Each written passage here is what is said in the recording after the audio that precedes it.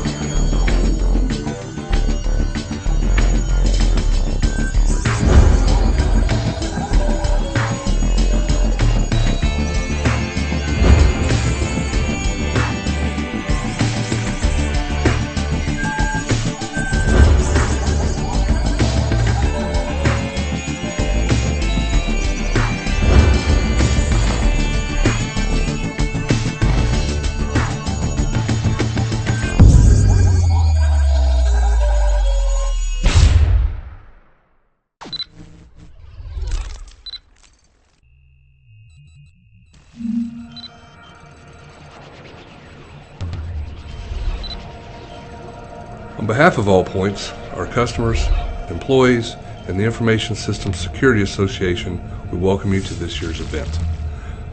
At Allpoints, we continuously strive to support our customers and their critical missions in this ever-increasing cyber threat environment. As one of the preeminent SDVOSBs, Allpoints is proud to support our customers across the federal market. This includes NASA, MDA, Army, VA, and DHS. Allpoints is providing flight and ground software design and development in support of NASA's Orion program, providing our nation the ability once again to travel beyond low Earth orbit and achieve a presence on Mars. We also support Boeing CST-100 Starliner, reestablishing our ability to transport astronauts to the ISS. From the development of the Space Launch System to the infrastructure at Kennedy Space Center and a variety of spacecraft and satellites, Allpoints provides engineering support for launch vehicle and spacecraft design analysis and test. In the dynamic IT market, Allpoints is a leader in solution development, providing an optimum mix of services and cutting-edge technology. Our IT capabilities span the domains of space, defense, cybersecurity, and healthcare. Our integrated logistics support ranges from engineering support analysis to operational readiness to property management.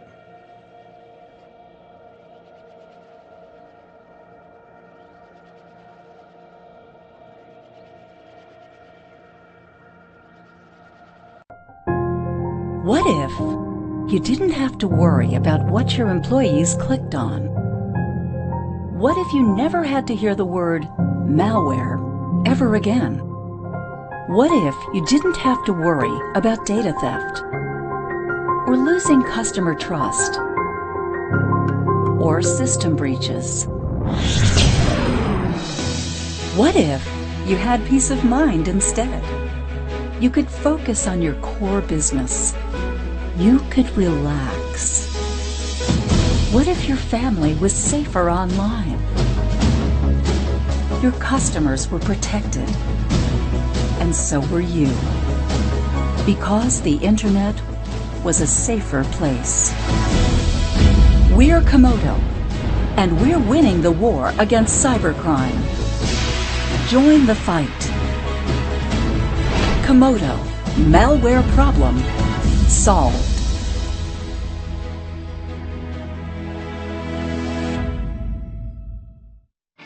At Comodo, we've built our reputation on a unique blend of trust, security, and IT management, and innovation.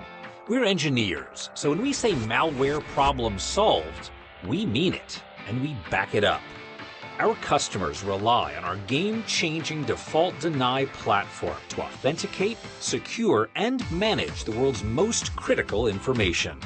As the world leader in SSL certificates and as a trusted expert in endpoint, network mobile security, and IT management, Comodo is providing full specialized threat analysis and protection in our Comodo 360 solution. As its name implies, Comodo 360 fully covers every aspect of your enterprise, from email and web gateways to internal networks to all of your endpoints. Drawing on our advanced endpoint protection, secure web gateway, and breach detection, prevention, and compliance solutions, Comodo 360 is all you'll need to keep your enterprise and its data safe, secure, and protected at the boundary, internal network, and endpoint. A bold claim, but then again, cybersecurity is not for the timid. With over 85 million endpoint installations, 600,000 business clients, and as the #1 branded certificate authority in the world, Comodo has solved your trust, security, and IT management problems. Visit us at enterprise.comodo.com and never worry about malware again.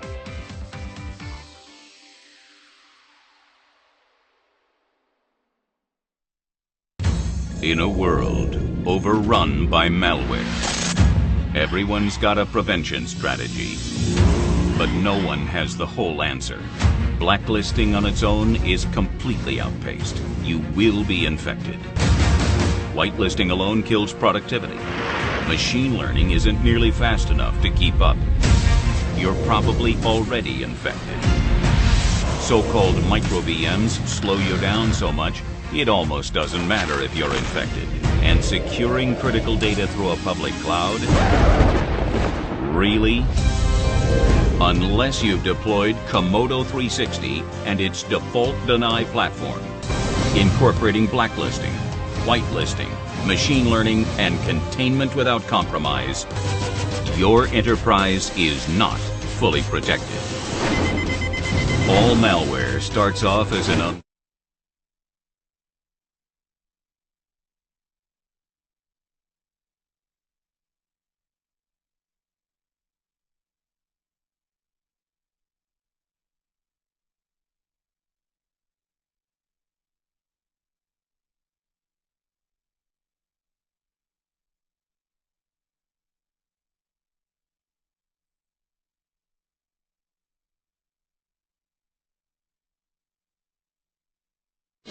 At Bocor, we're not just about growing the company to grow. We're about growing our people. What you bring to the table is what they're looking for. It's an amazing place to live, and Bocor is an amazing place to work. And every day I come home with a smile on my face. The culture is contagious, actually. The minute a candidate walks through the door, they feel it. They want to be a part of it, and it feels like home. It really feels like family, and especially for me. I met my husband Jason at Sandblasters, our volleyball thing. That's right. It started with an argument about who stinks more in volleyball. I do. They take the time to write handwritten kudo cards thanking us for a job well done. In a nutshell, it just shows that they care. You're never a number here. When I walk over to Kathy, she knows exactly who I am. She makes me feel like I'm a part of something bigger, and she's a role model to everybody in the company. Number one, the people. I love working with the people that we have, and not just people in the corporate staff, it's the people in the field, the people doing the job every day. The missions we support are also very important. I believe in the things that we're supporting for missile defense and the Army, the Air Force, and other customers are critically important to the safety of the country. At Bocor, we hire a lot of overachievers. Really good people that really want to make a difference. And as a team, when we work together, we make even a bigger difference.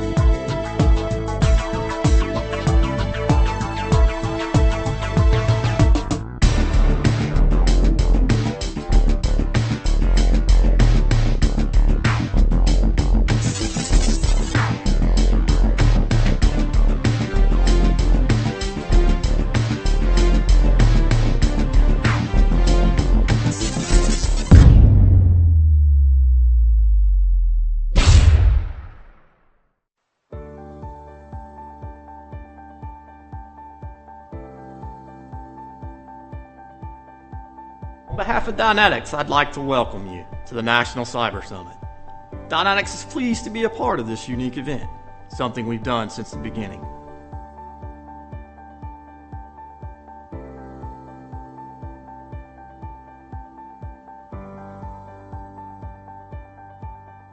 You see, our customers have one thing in common. They all have a need for high-tech solutions built with cyber from the inside out. And that's the approach that Dynetics delivers with all of our products and services.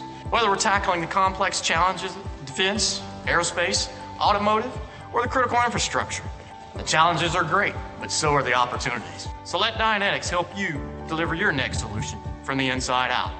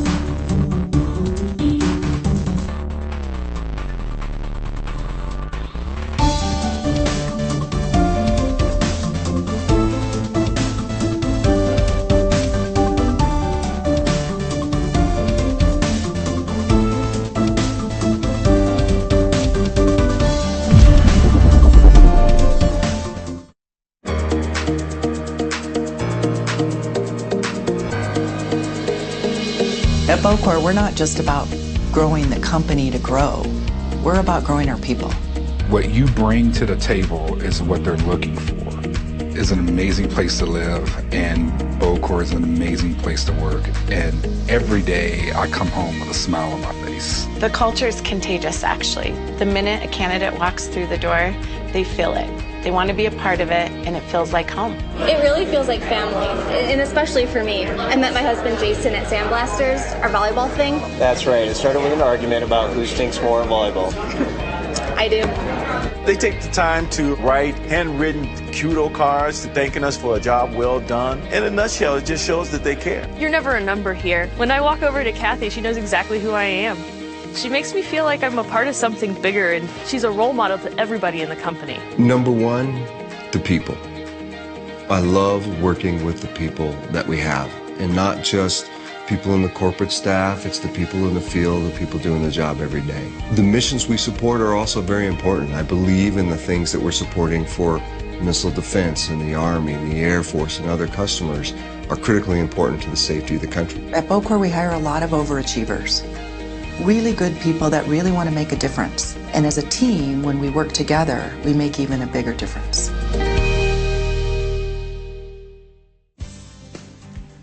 At Booz Allen Hamilton, cybersecurity is in our DNA. That's why we are proud sponsors of the 8th Annual National Cybersecurity Summit. Please join us at our booth so we can show you some more about our innovative cybersecurity solutions. Booz Allen Hamilton has decades of experience understanding adversary attack vectors, complex attack scenarios, and ever-evolving offensive techniques and methods. Our professional team, composed of former intelligence community and expert computer industry analysts, are the key differentiator of our network reconnaissance capabilities. We combine extensive offensive and defensive computer network operation experience to effectively evaluate your network from the attacker's perspective, helping you stop the clock before midnight.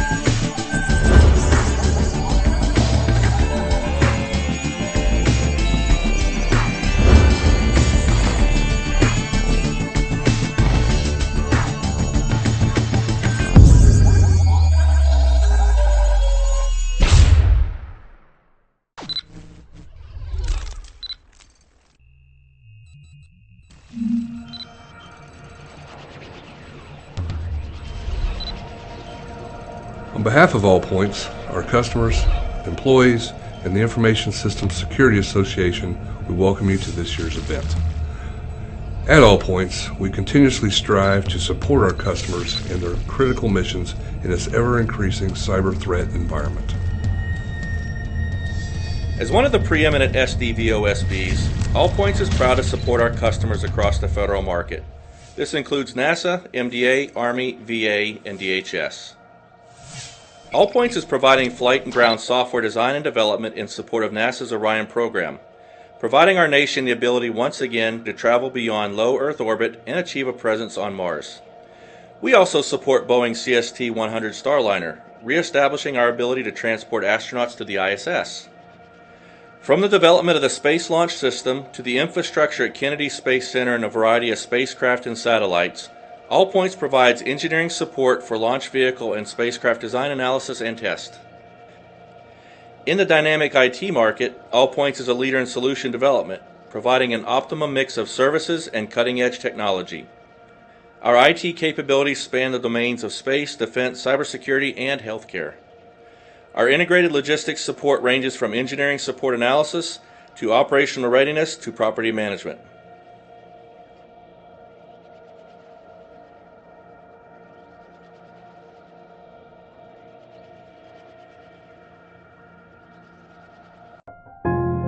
What if you didn't have to worry about what your employees clicked on?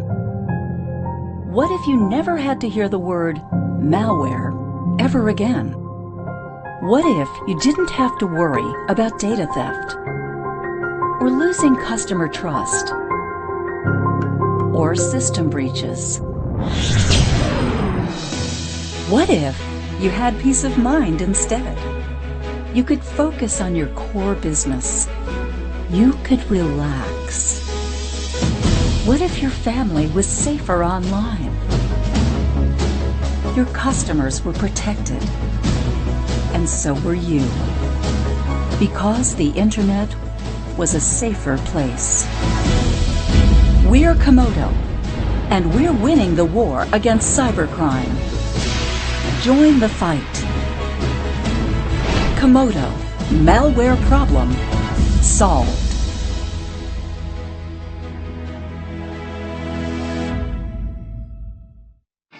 At Comodo, we've built our reputation on a unique blend of trust, security, and IT management, and innovation. We're engineers, so when we say malware problem, Time to write handwritten kudo cards thanking us for a job well done. In a nutshell, it just shows that they care. You're never a number here. When I walk over to Kathy, she knows exactly who I am. She makes me feel like I'm a part of something bigger, and she's a role model to everybody in the company. Number one, the people. I love working with the people that we have, and not just people in the corporate staff, it's the people in the field, the people doing the job every day. The missions we support are also very important. I believe in the things that we're supporting for missile defense and the Army, the Air Force, and other customers are critically important to the safety of the country. At Bocor, we hire a lot of overachievers.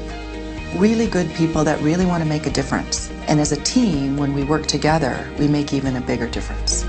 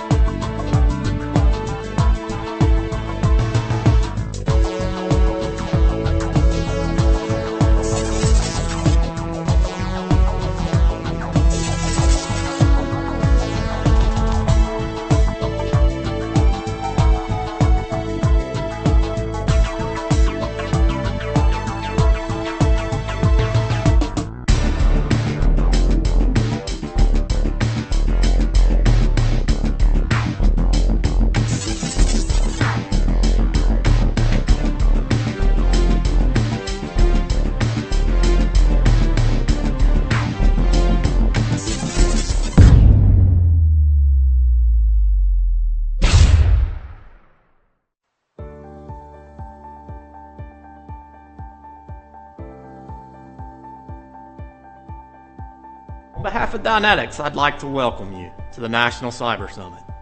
Dynetics is pleased to be a part of this unique event, something we've done since the beginning.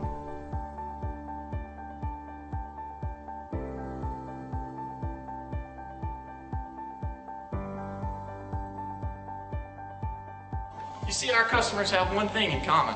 They all have a need for high-tech solutions built with cyber from the inside out.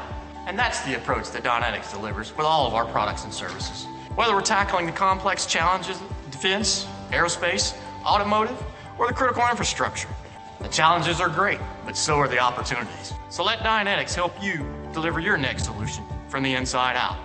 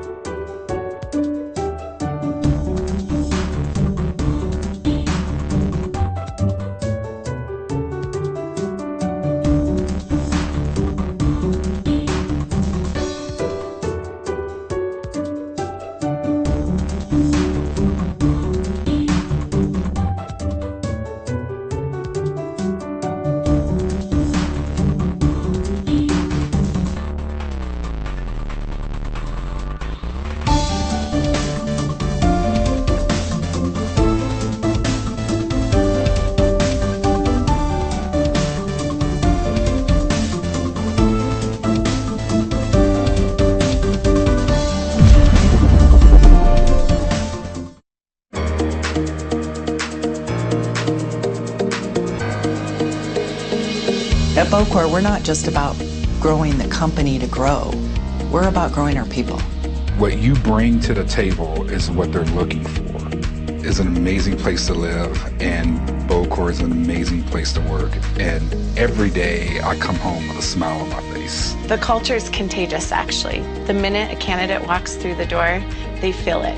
They want to be a part of it, and it feels like home. It really feels like family, and especially for me. I met my husband Jason at Sandblasters, our volleyball thing. That's right. It started with an argument about who stinks more at volleyball.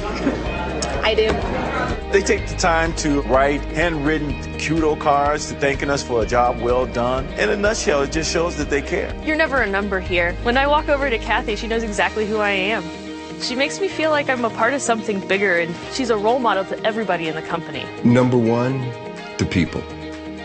I love working with the people that we have, and not just people in the corporate staff, it's the people in the field, the people doing the job every day. The missions we support are also very important. I believe in the things that we're supporting for missile defense and the Army, the Air Force, and other customers are critically important to the safety of the country. At Bocorp, we hire a lot of overachievers. Really good people that really want to make a difference. And as a team, when we work together, we make even a bigger difference.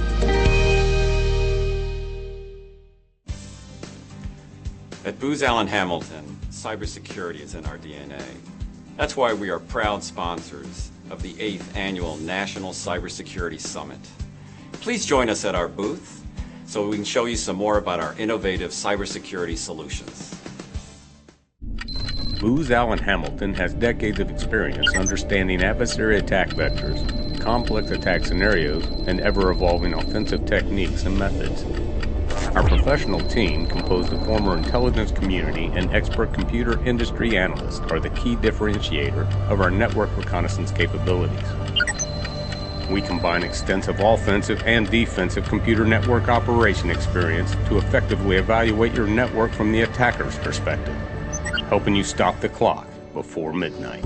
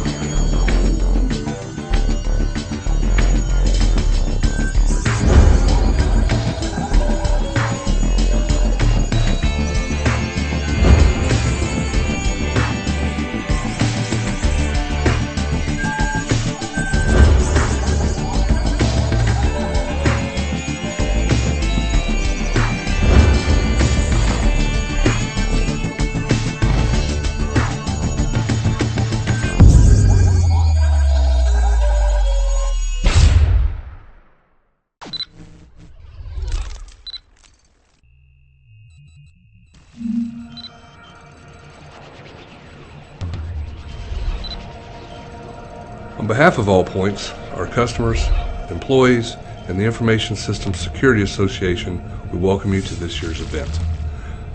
At All Points, we continuously strive to support our customers in their critical missions in this ever-increasing cyber threat environment.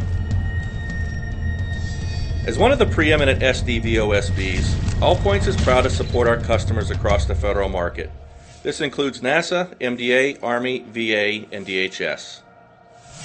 All Points is providing flight and ground software design and development in support of NASA's Orion program, providing our nation the ability once again to travel beyond low Earth orbit and achieve a presence on Mars. We also support Boeing's CST-100 Starliner, reestablishing our ability to transport astronauts to the ISS. From the development of the Space Launch System to the infrastructure at Kennedy Space Center and a variety of spacecraft and satellites, All Points provides engineering support for launch vehicle and spacecraft design analysis and test. In the dynamic IT market, All Points is a leader in solution development, providing an optimum mix of services and cutting-edge technology. Our IT capabilities span the domains of space, defense, cybersecurity, and healthcare. Our integrated logistics support ranges from engineering support analysis to operational readiness to property management.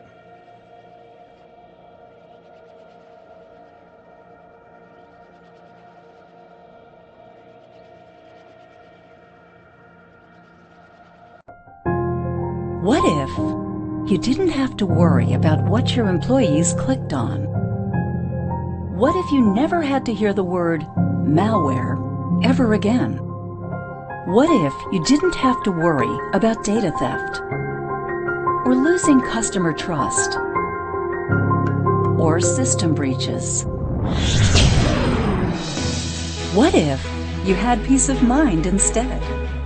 You could focus on your core business. You could relax. What if your family was safer online? Your customers were protected, and so were you, because the internet was a safer place. We're Comodo, and we're winning the war against cybercrime. Join the fight. Comodo, malware problem solved.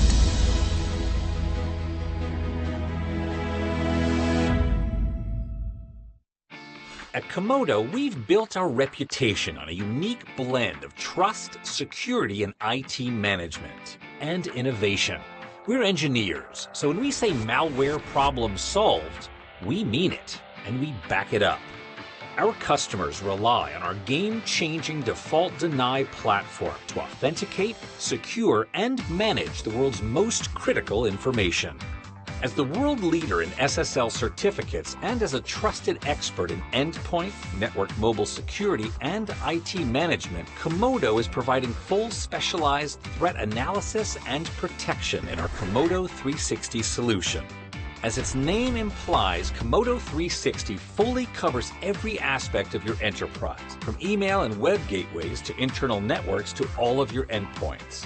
Drawing on our advanced endpoint protection, secure web gateway, and breach detection, prevention, and compliance solutions, Comodo 360 is all you'll need to keep your enterprise and its data safe, secure, and protected at the boundary, internal network, and endpoint. A bold claim, but then again, cybersecurity is not for the timid. With over 85 million endpoint installations, 600,000 business clients, and as the #1 branded certificate authority in the world, Comodo has solved your trust, security, and IT management problems. Visit us at enterprise.comodo.com and never worry about malware again.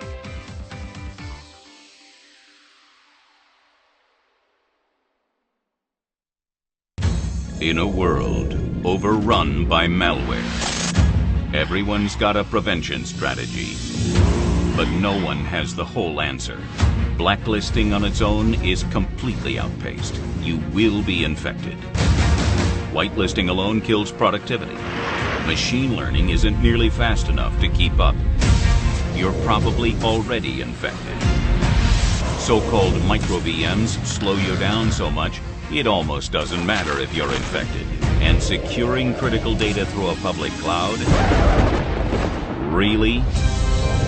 Unless you've deployed Komodo 360 and its default deny platform, incorporating blacklisting, whitelisting, machine learning, and containment without compromise, your enterprise is not fully protected. All malware starts off as an unknown file. Do you know how many unknown files or certificates are in your network right now? Didn't think so. Komodo will let you know what you need to know. Find out here.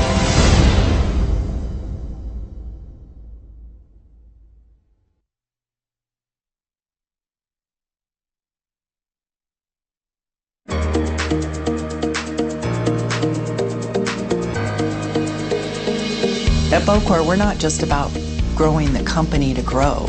We're about growing our people. What you bring to the table is what they're looking for. It's an amazing place to live, and Bocor is an amazing place to work. And every day I come home with a smile on my face. The culture is contagious, actually. The minute a candidate walks through the door, they feel it. They want to be a part of it, and it feels like home. It really feels like family, and especially for me. I met my husband Jason at Sandblasters, our volleyball thing. That's right. It started with an argument about who stinks more in volleyball. I do. They take the time to write handwritten kudo cards thanking us for a job well done. In a nutshell, it just shows that they care. You're never a number here. When I walk over to Kathy, she knows exactly who I am. She makes me feel like I'm a part of something bigger, and she's a role model to everybody in the company. Number one, the people. I love working with the people that we have, and not just people in the corporate staff, it's the people in the field, the people doing the job every day. The missions we support are also very important. I believe in the things that we're supporting for missile defense and the Army, the Air Force, and other customers are critically important to the safety of the country. At Bocor, we hire a lot of overachievers. Really good people that really want to make a difference. And as a team, when we work together, we make even a bigger difference.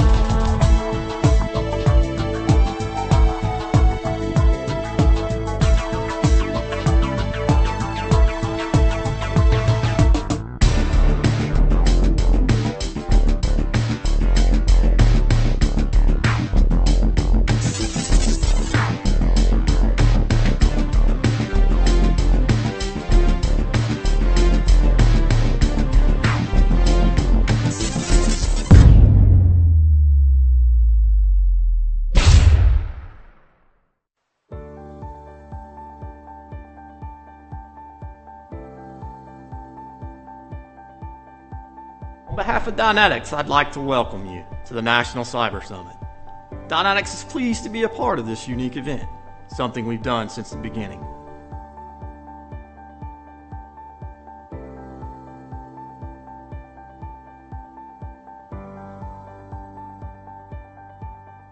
You see, our customers have one thing in common. They all have a need for high-tech solutions built with cyber from the inside out. And that's the approach that Dynetics delivers with all of our products and services. Whether we're tackling the complex challenges of defense, aerospace, automotive, or the critical infrastructure. The challenges are great, but so are the opportunities. So let Dynetics help you deliver your next solution from the inside out.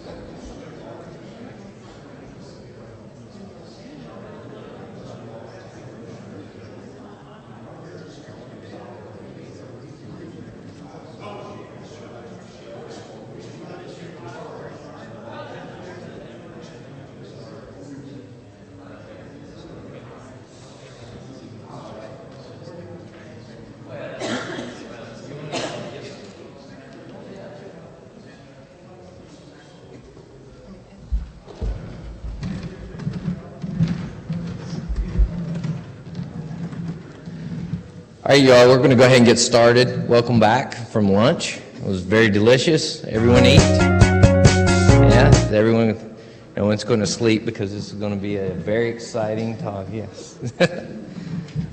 Yes, it's on behalf of SAIC and the National Cyber Summit, I would like to welcome Dr. Diane Burley. Thank you very much. Diana Burley, sorry.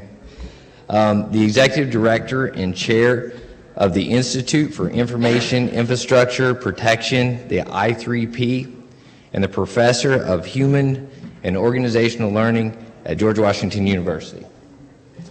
Would you like your whole plan? I'll do the whole thing. Okay.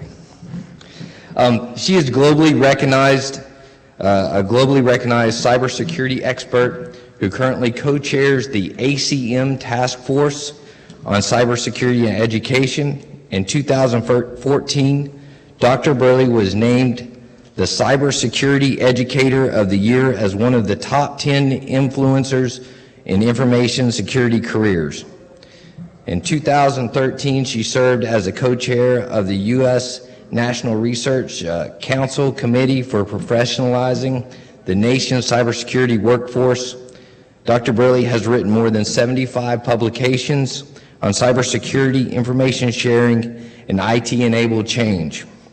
Prior to joining GW, she has managed a multi-million-dollar computer science education and research portfolio and led the CyberCorps program for the National Science Foundation.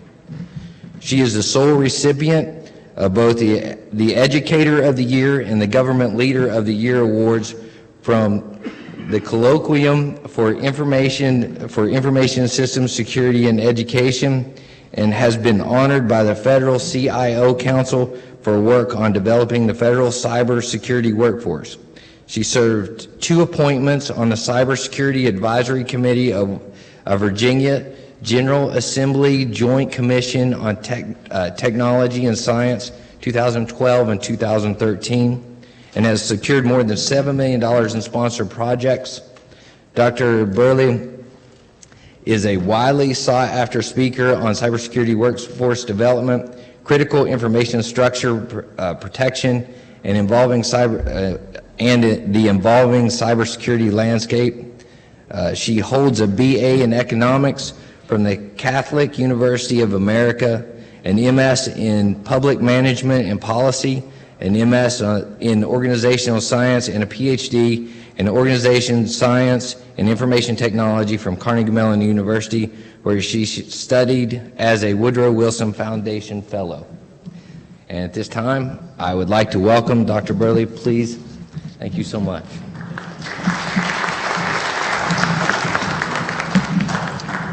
Thank you. It's always a pleasure to have an opportunity to speak with groups such as this to talk about the development of the cybersecurity workforce. I'm not sure if it was the placement after lunch was because he thought that I would be so very exciting that you all would wake up from your lunch, or he thought, well, she doesn't have much to say, so they can sleep through it. So we'll see which it is at the end. You can tell me what you think.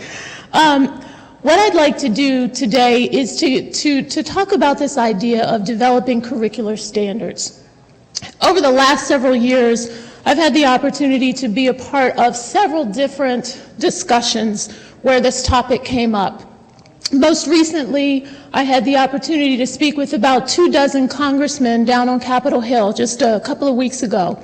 And again, the topic came up. The question of, is it time to develop curricular standards in cybersecurity education? So what I'd like to do is to really look at that question, but to think about the broader context before we do, and then perhaps to discuss the way forward. So one of the things that I started with, or the discussion started with a couple of weeks ago down on the Hill, was this notion that despite our best efforts, we're still losing the battle in terms of the need for cybersecurity professionals far outpaces the supply. Now, I could quote you a whole litany of statistics because there are lots of different reports that say we need 10,000, we need 30,000, we need 300,000. I've even seen estimates upwards of 1 million new cybersecurity professionals. But rather than focusing on the number, because we all agree that there is a significant number, I want to focus your attention on the nature of the challenge. Why is it that we need this number? So let me talk to you about this list of persistent challenges that we continue to face in our quest to develop the cybersecurity workforce. This is by no means the full list, but the list that I want to focus our attention on a little bit this afternoon. So the first one there, that there is a disagreement about the exact nature of need and workforce priorities. Now, during my session a couple of weeks ago, there were a couple of us who spoke in this session, and one of the gentlemen who spoke described the need by showing a diagram. And some of you in the room may be familiar with this diagram because we call it the bubble diagram, where he has divided the cybersecurity workforce into 4 quadrants, and he shows these circles that say where in fact the need is. And it is his contention that the need, or where the workforce priorities ought to be, is on the tip of the spear. The highly technical, the most technical operatives who work in the cybersecurity workforce, and that's where we need to focus all of our attention. And while I don't know the data behind his diagram, even if I give him the benefit of the doubt to say that there is sound data behind his assertion, there's a whole other group of individuals who say the opposite. That while we do have significant need in the very highly technical aspects of this space, that we also have a need for individuals to join the cybersecurity workforce who have an understanding of the organizational dynamics, who are able to blend that understanding with a technical understanding. There are some who say, look, we need people to really be spread across the organization, to be in acquisitions, to be the lawyers, to be all of these different parts or components of the cybersecurity workforce. And unfortunately, when we look at the statistics and we read the reports, it's all over the map. There just simply is not an agreement on exactly where we need to focus our attention. Now, all of this will come into play when we talk about this notion of developing standards. Uneven attention paid to different parts of the ecosystem. Now, when I talk about the ecosystem or the cybersecurity workforce development ecosystem, what I'm really talking about is that we can't simply focus on students. Providing scholarships for students is often the answer that is given when we say, hey, let's get more people into the cybersecurity workforce. And it is vitally important that we support students coming into the workforce. And as a former director of the CyberCorps program on behalf of NSF, I couldn't agree with the need anymore. But that's not sufficient. Because if we bring students in, we have to have faculty who are able to teach them. We have to have curriculum that is able to keep pace with the rapid changes in the field such that we are able to teach them. And so when we think about the entirety of the ecosystem, to include the pipeline from K-12 that's coming into higher education, we have to remember that attention has to be paid to all parts of it in order to ensure that we are able to move ourselves forward. There's inconsistency in academic programs. Now, when I say inconsistency, I'm talking about a couple of different aspects of inconsistencies. Certainly, one inconsistency is in the level of quality, which is typical in higher education, that you're going to see some differentiation between institutions and their ability to convey the materials to their students and to get their students out and into the workforce.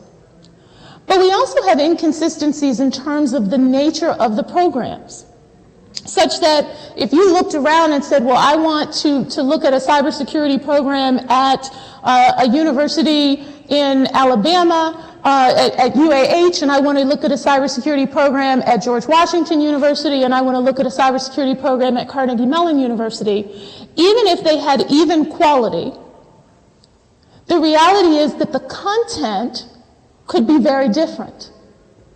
Because the way that those institutions are approaching the development of their cybersecurity program just may differ based on the interests of the faculty, their assessment of the needs within their particular stakeholder community, the way that they are defining the field. And so we have to recognize that cybersecurity doesn't mean cybersecurity. It can mean very different things.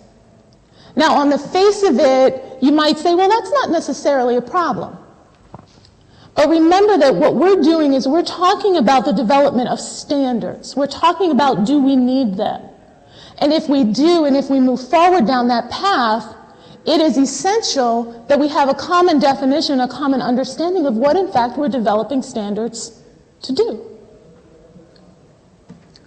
An unclear linkage between academic program content and job readiness. How do we ensure that there is a relationship, or what that relationship is, between what we are teaching in the classroom and what students are able to demonstrate when they get into the workforce? And even when we have a good sense of what's happening in the classroom, even when we have a good sense of the quality of what's happening in the classroom, that doesn't necessarily equate to an ability to perform in the workplace. Because there may be an emphasis on conceptual knowledge as opposed to skill development. And in the workplace, the employers are looking for a particular set of hands-on skills, as one example. So when we look at these challenges, and again, there are more, but if we just take these four, what we conclude, and this is what we often say, is that we have an insufficient supply of qualified cybersecurity professionals. And in fact, wherever you go, when you read newspaper reports, when you read the scientific reports, this is what they say. In one way or another, we have an insufficient supply of qualified cybersecurity professionals. Now, as an individual who is standing and saying, hey, this is our situation, and if I'm trying to make the case to those who hold resources that would allow us to augment our supply, I might stop there. But as an individual who is now standing and saying, I can't simply make the case, but now I have to figure out what do we do about it, I can't stop there. And in fact, what I want to do is to break that apart. What do we really mean when we say we have an insufficient supply of qualified cybersecurity professionals? Because the way that we define that statement has implications for our ability to define curricular standards to address that challenge. So let's take the first word, qualified. When we unbundle qualified and we think about qualification, we have to ask the question, who establishes the qualification standards?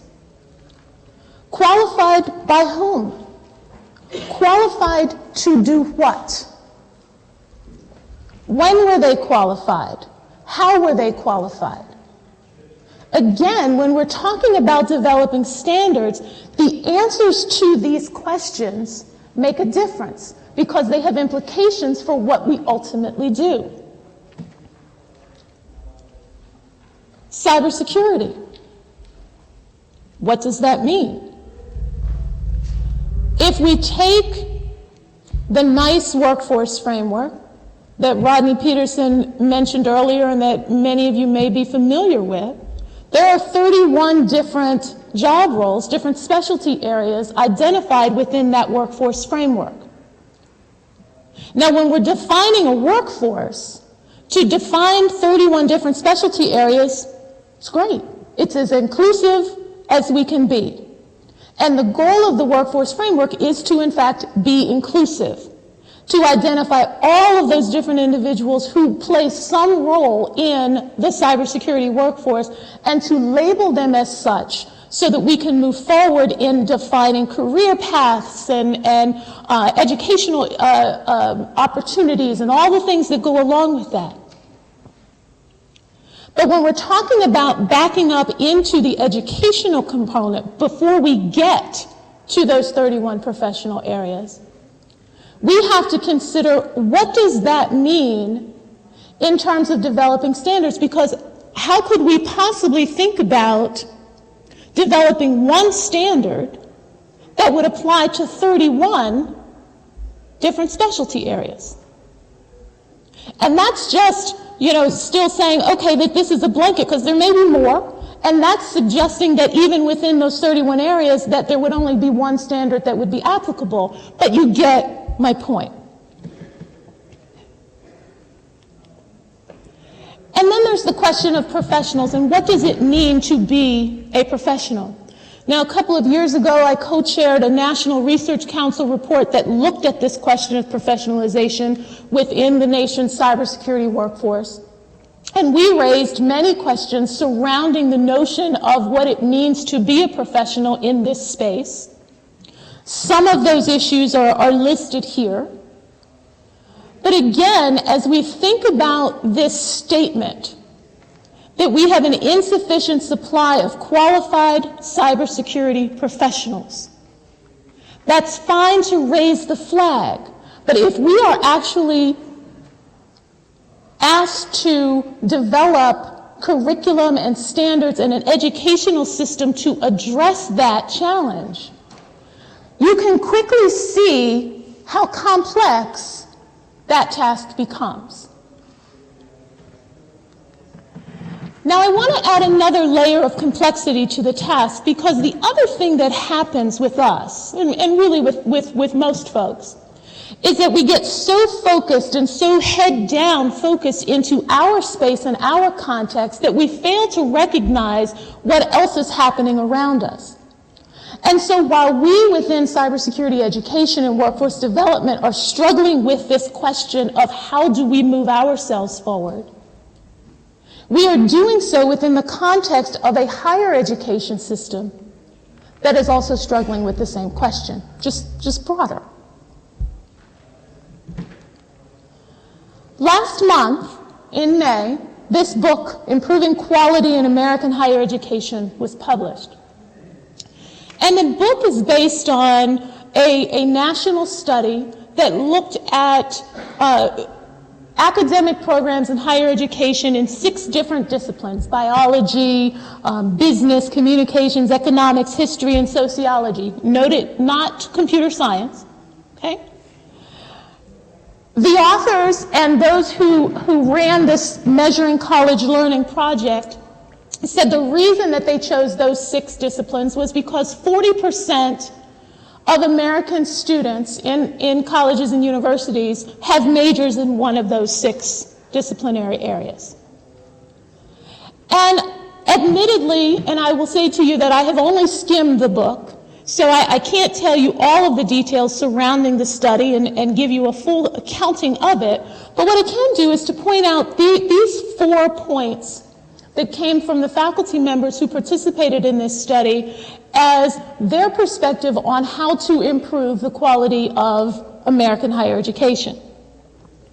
The first one, clarifying program structure and aims. So when we think back to what we're doing, and we think about the challenges and unbundling this idea of quality cybersecurity professionals, we can already see that there is some alignment with this notion of, well, what exactly is it that we're trying to do in these programs that other disciplines are also facing and having to wrestle with as a question? Articulate high-quality learning goals. So once we figure out what it is we're trying to accomplish within the various programs, make sure that we are establishing some goals that will help us to get there. Then third, make sure that we're measuring. What is the assessment? How are we looking at our students' ability to progress toward those goals? And the final one here, prioritize higher order competencies and disciplinary grounded conceptual understandings. That one I want to focus on, because I think that particular bullet really summarizes a lot of what we're struggling with as we think about this notion of moving cybersecurity education and workforce development forward, and the idea of developing standards or curricular guidelines or what have you in doing so. Before I unbundle this statement, though, I want to just draw your attention to the themes and recommendations that came out of a 2014 cybersecurity education workshop. This was a workshop that I ran at GW on behalf of NSF. And I put this up here just to, again, illustrate to you that there really is a similarity. There's an alignment between what we found as cybersecurity educators in terms of what we identified that we needed to advance ourselves and what the individuals who participated in that Measuring College Success study found in terms of what they needed to move themselves forward, that there really is this notion of needing to understand exactly what the educational programs are designed to do, how are we measuring student success, and how can we ensure that we are sharing our resources and thinking about how to move ourselves forward. So let me turn back to this notion of prioritizing higher order competencies and disciplinary grounded conceptual understanding. Because again, my goal here is to make everything really complicated and then to bring us out of that, but really to highlight for you how complex this challenge really is. So if we just look at this issue, take that first piece, higher order competencies. Now, what they're talking about in terms of higher order competencies are things that we think about and discuss all the time, like problem-solving ability, analytical ability.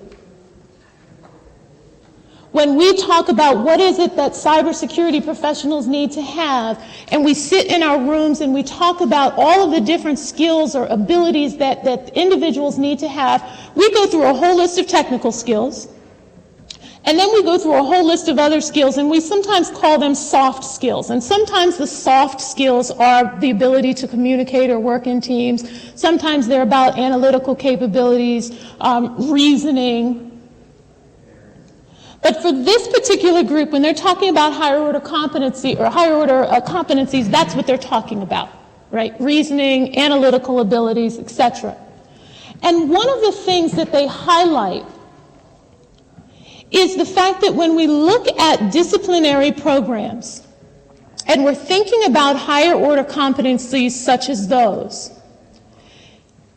is it really appropriate to place at the feet of the individuals within that discipline the responsibility for developing that set of skills? Or should those be foundational skills that are developed through the general higher educational system, meaning outside of the major, not necessarily completely separate from it, but in coordination with, such that we're not looking at, in this case, biology or econ and saying, hey, you have the responsibility for teaching individuals all of the biological concepts, but you also have the responsibility for making sure that they are able to analyze and reason, etc. But rather that we leverage the full scope and capacity of the higher educational system to develop those competencies. Again, this is not a statement that says that we in cybersecurity education should not focus on them, but it's a question to say, is that our sole responsibility? Or do we need to collaborate with the rest of what's happening within our colleges and universities to ensure that these higher order competencies are developed, if not necessarily solely within the confines of our programs and classrooms?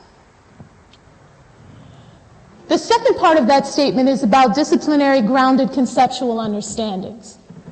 Now, when we think about conceptual understandings, again, if I draw your attention back to the Cybersecurity Education Workshop Report, the very first theme that we focused on was this need to develop concepts and conceptual understandings. And so identifying what those concepts and conceptual understandings are is a critical need within the space. But as we think about that, the very first thing that we need to start to recognize is that we're not talking about an individual discipline. We're talking about an interdisciplinary course of study. We're talking about a multidisciplinary course of study, depending on how you want to define it. But what we're not talking about is a single discipline where it is easy or even a narrowly focused set of concepts and conceptual understandings that are needed by our students, or even a generally agreed upon set. Because depending on your perspective, depending on where you're coming from, you may have a slightly different set or slightly different group of concepts that need to be included in what we are teaching our students.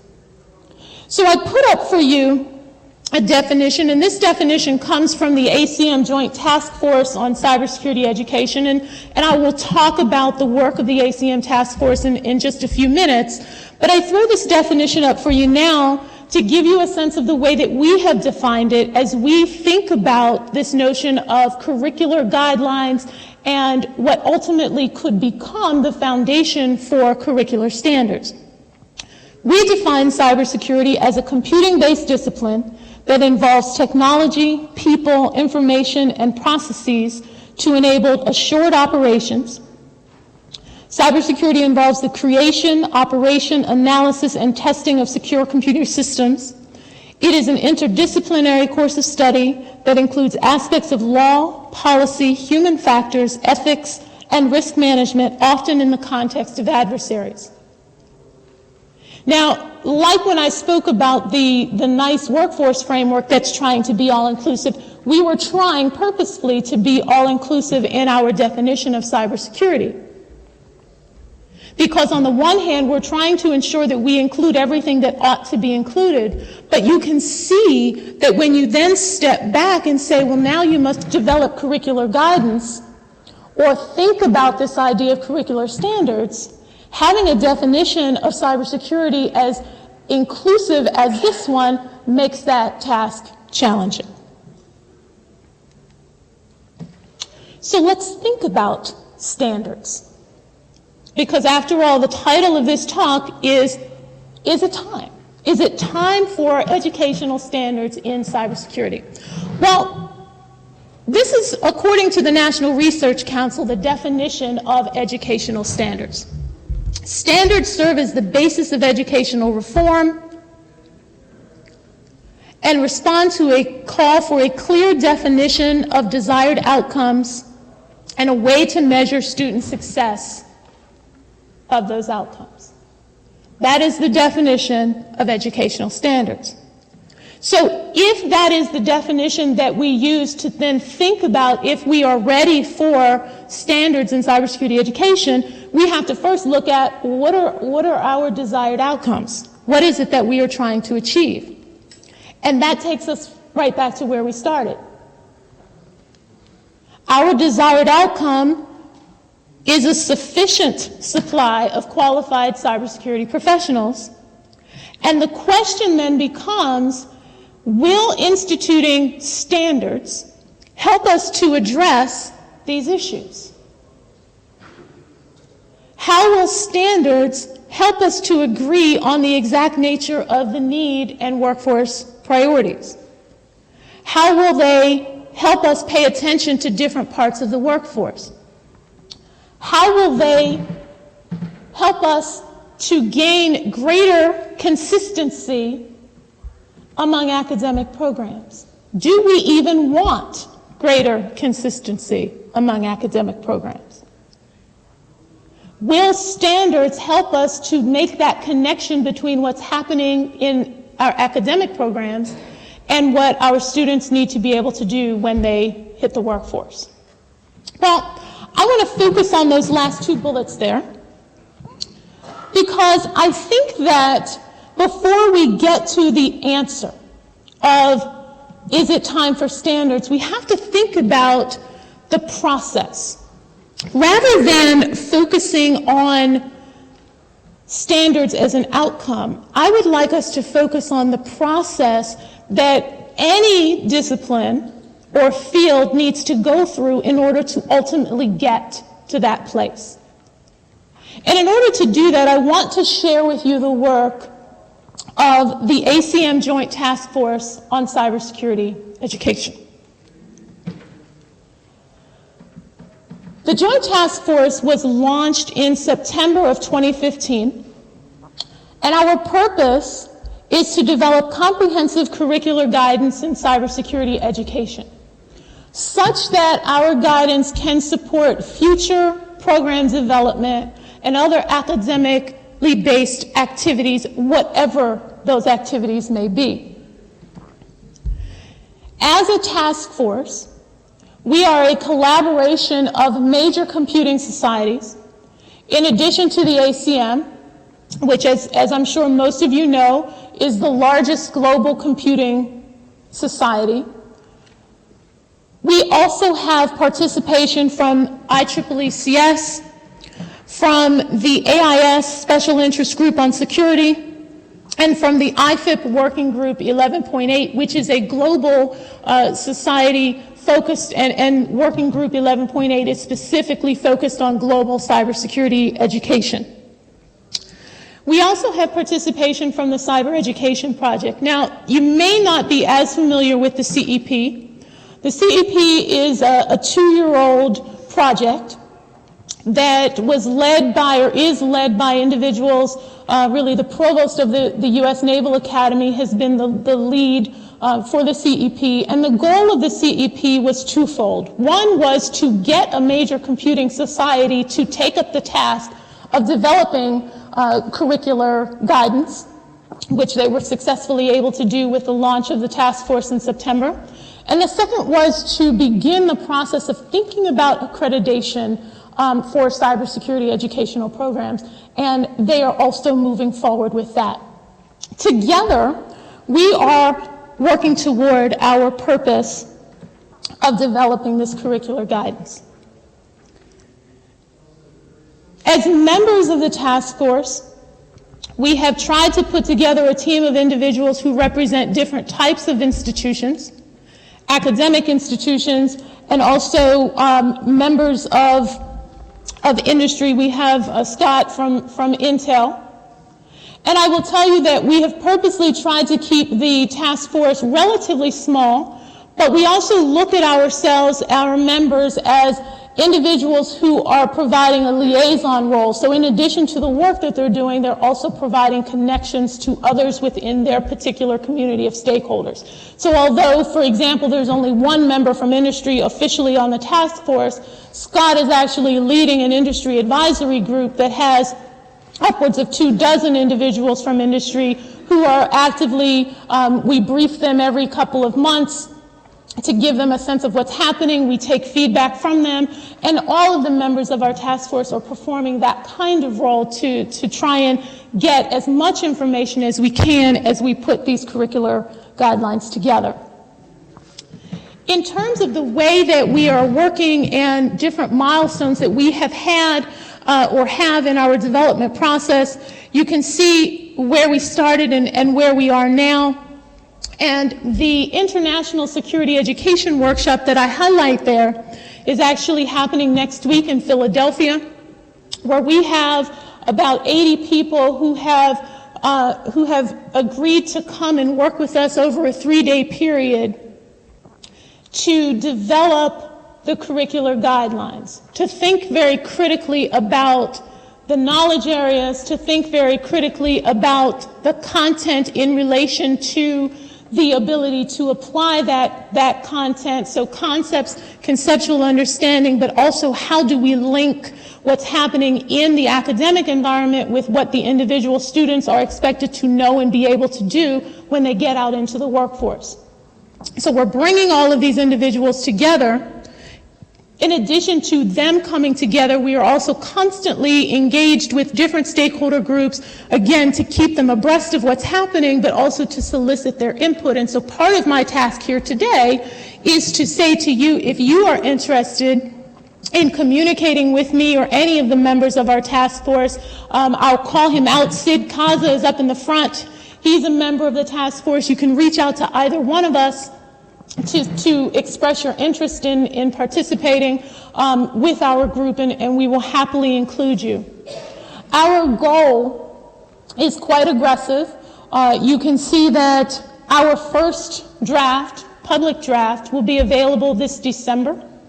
It will have a long way to go, but it will at least be a comprehensive document that we will release to the public such that you are able to provide substantive comments to us. with the goal of having all of those comments back and in final draft form by this time next year, so that we can then go through the approval process, because the volume that we publish in December of 2017, we want to have the endorsement of all of those different professional societies that I mentioned as collaborators. In terms of the specifics of what we will be doing next week in Philadelphia, where we will be co-located with the colloquium, we'll be talking about the context. So this idea of thinking about the breadth of the cybersecurity workforce and thinking about what has to happen in the academic environment in order to support that breadth. We'll be discussing leveraging prior work. We are not starting from scratch. There are a number of different efforts that have already have made significant progress, everything from thinking about the CAE program and the knowledge areas, knowledge units that are identified through the CAE program, to thinking about some of the themes and recommendations that have come out of prior workshops, some of the work that the CEP did during its year of activity, where they really fleshed out knowledge areas and those that were critical to incorporating in this discussion of what curricular guidance ought to be. We will be leveraging all of that work. We are leveraging all of that work, and the discussions during the workshop will be in line with that. We'll be looking at other curricular volumes, so it's not just about the content, but it's also about the structure. One of the things that you should note is that ACM, as a professional society, has been developing curricular guidance since 1968. It's when they published the first curricular guidance for computer science education. And we will be looking at the way that the CS 2013, which is the most recent computer science education guidelines, have been structured and developed, where they focus very heavily on knowledge areas. We will be looking at newer guidelines. The ACM has a draft version of IT 2017, which is the currently under development guidelines for IT, information technology. They have organized their curricular volume by competency area, so not driven by what students should know or be taught within the classroom, but driven structurally, at least, by what they ought to be able to do when they get into the workplace. So we are wrestling with how do we structure our volume and incorporate that information. And then simply moving the development process forward. So if you want to be involved with us, again, that's where we will be. We have a website, csec2017.org, where you can see what's happening with us in terms of the artifacts that we will be producing. We really haven't produced anything other than an overview document yet, but once we start producing documents, we will have those posted on the website. You can see much more information about the members of the task force. You can provide commentary directly to us through the website, or you can certainly reach out to me or any of the other members of the task force to provide your comments or to express an interest in participating with us as we develop these curricular guidelines. So as we think about the opening question, is it time for global standards? Now, as any academic, and not just an academic, but an academic who lives and works in Washington, D.C., you should have known from the outset that I was never going to answer that question directly, because that's not what we do in D.C. We answer questions with other questions. We answer questions by blowing up the space. But really, as a way of conveying to you, it's not as simple as saying yes or no. What we have to think about when we think about this notion of educational standards, curricular standards, is we have to go all the way back to the beginning and think very carefully about what our challenges are, what we hope to achieve, and the role that standards may play. Now, while we are not mired in a heated, contested debate around educational standards and cybersecurity education, because we're just not there yet, Certainly, we can look to what's happening across the country in terms of the debate and discussion around academic or curricular standards in the K-12 arena to get some sense of how people kind of look at both sides of this equation. And on the one hand, those who are in favor of standards say, hey, look, standards provide a platform, they provide a foundation to make sure that everybody gets up to a certain level. On the other hand, we have individuals who say, but they don't necessarily mean that we will get to the highest level. Are standards really the opportunity for us to achieve excellence? Or are they the ability for us to say everyone can be mediocre? I would say to you that before we even get to that debate, we have to understand what we are developing standards to do. And we have to think very critically about the breadth of the field, the way that we're defining cybersecurity, and ensure that we don't do more harm than good by prematurely establishing requirements and defining requirements before we've had an opportunity to develop the foundations of the field. And the curricular guidance that we are developing through the Joint Task Force provides that foundation. And so while we may be on a pathway, we may be early in the process toward what ultimately may become standards, we're not quite there yet. We need to develop these foundational elements first, starting with the curricular guidance, and then we can reassess where we are. And with that, I'd be happy to take questions.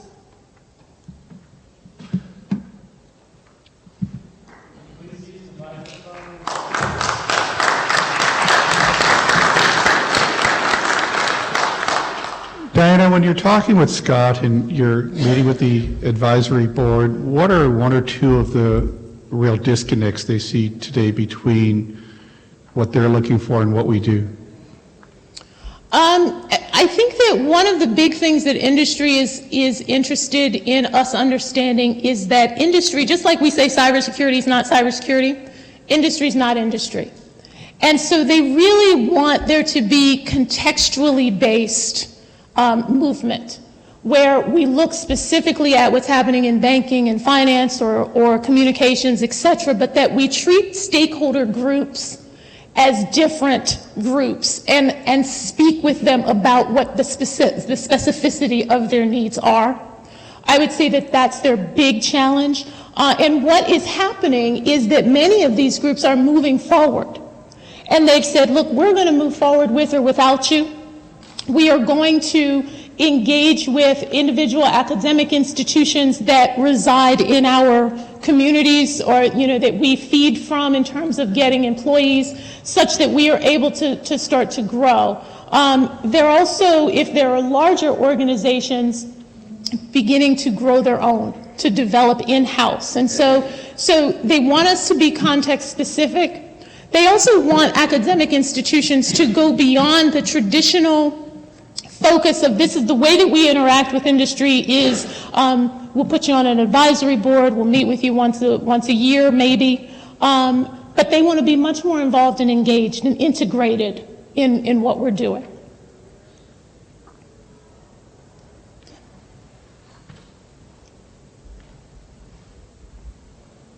Hi, Wahid Haidari from UAH. If you want to use exactly a standard, so all graduated students from all university will be expert in exactly in the same topic. So it doesn't have any advantage for the government to combine to use, for example, 2 graduate students because both of them are expert exactly in the same. But if we not use a standard, so we may have, for example, in UAH, we may have a graduate student more expert in cyber physical system, in another university more expert in denial of service attack, penetration attack, SQL injection attack, and then the combination of them will have more advantages for government and any companies. Thank you. Thank you for that. Yes, and in fact, one of the underpinnings of the American higher educational system is that differentiation, right? Is our ability on the ground to make decisions about what we are going to do in relation to our expertise. So what do our faculty know how to do? what is needed by our community of stakeholders. And that's one of the beauties of the American higher educational system. And so we have to be, and that's one of the reasons why we have to be very careful with this idea of standards and making sure that while I get the critique that there needs to be some sense, if I am a representative from a company or from government and I'm going to an institution that says that they have a degree program or a concentration or whatever it is in a particular field or discipline, I should have some sense that people coming out of that program will know something, right? Will be able to meet some, dare I use the word, standard. But that's very different than making an edict that says every institution must do X. And that's why we have to consider this question very carefully. Yes, sir.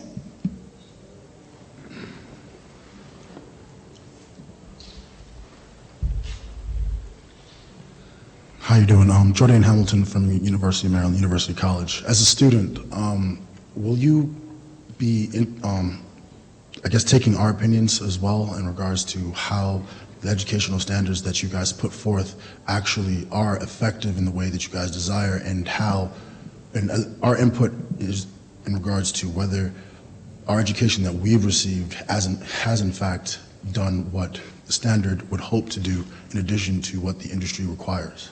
Thank you for that. Yes, so let me just correct, not standards that we're developing, curricular guidelines, but absolutely, we don't have an official student member on the task force, but I have a group of students at my institution who are participating in this process and helping us to gather student insights, and in fact, we'll be at the workshop next week. But we could be more explicit in asking for student input, and so I'll take that back to the task force to make sure that we do that.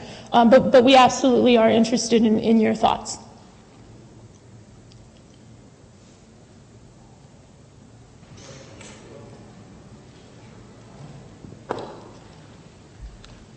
Hello, my name is Terry Ayers. I'm with Wallace State Community College.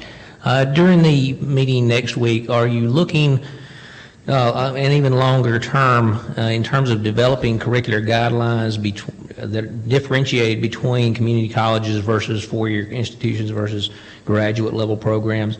A couple of years ago at the NICE convention up in Maryland, it was mentioned that they were looking at that broad, the breadth of all of the cyber positions, and they were really looking at, do all of them really require a master's degree? Right. Which ones can be taken care of by the high school graduate versus community college versus four-year institution? So is that going to become part of the conversation? It is part of the conversation. We have a member on the task force who is from a community college, and we've taken great care to ensure that at the workshop next week and more broadly speaking that we have the voice of community college members as well. And we're very careful in our language to say that we are not looking at four-year institutions, but we're looking at academic programs, and so yes, absolutely. Great, thank you. Sure. On behalf of Cyber Huntsville, I want to offer you a challenge coin from Cyber Huntsville, so thank you for coming. Thank you. We did want to honor you with an after lunch spot because it was an hour long, so thank you for waking us up. I also want to announce that right now there's a networking break for the conference, but the workforce development track invited academic research papers, and there will be a poster session of 5 authors of those papers on the far corner of the hall out in the networking area. So if you don't mind, please stop by and talk to the authors of those papers about their research. Thank you.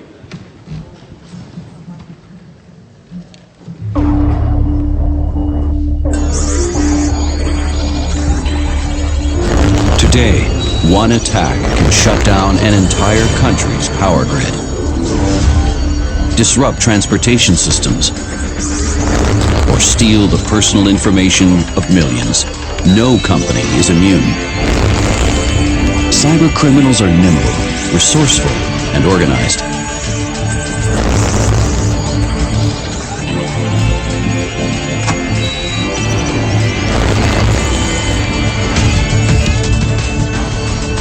In the future, driverless cars, smart homes, and billions of new smart objects will be connected to the network.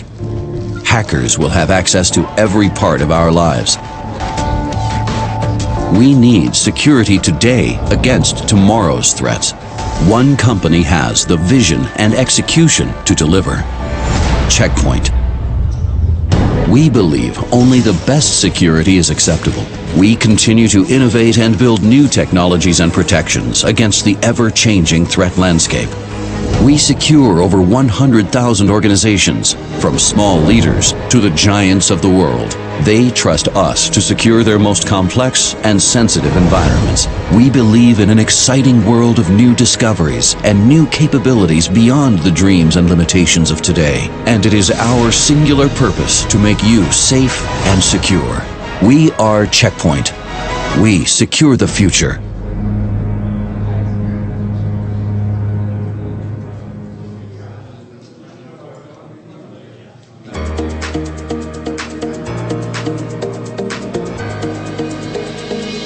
At Bocor, we're not just about growing the company to grow. We're about growing our people. What you bring to the table is what they're looking for. It's an amazing place to live, and Bocor is an amazing place to work. And every day I come home with a smile on my face. The culture is contagious, actually. The minute a candidate walks through the door, they feel it. They want to be a part of it, and it feels like home. It really feels like family, and especially for me. I met my husband Jason at Sandblasters, our volleyball thing. That's right. It started with an argument about who stinks more at volleyball. I do. They take the time to write handwritten kudo cards thanking us for a job well done. In a nutshell, it just shows that they care. You're never a number here. When I walk over to Kathy, she knows exactly who I am. She makes me feel like I'm a part of something bigger, and she's a role model to everybody in the company. Number one, the people. I love working with the people that we have, and not just people in the corporate staff, it's the people in the field, the people doing the job every day. The missions we support are also very important. I believe in the things that we're supporting for missile defense and the Army, the Air Force, and other customers are critically important to the safety of the country. At Bocor, we hire a lot of overachievers. Really good people that really want to make a difference. And as a team, when we work together, we make even a bigger difference.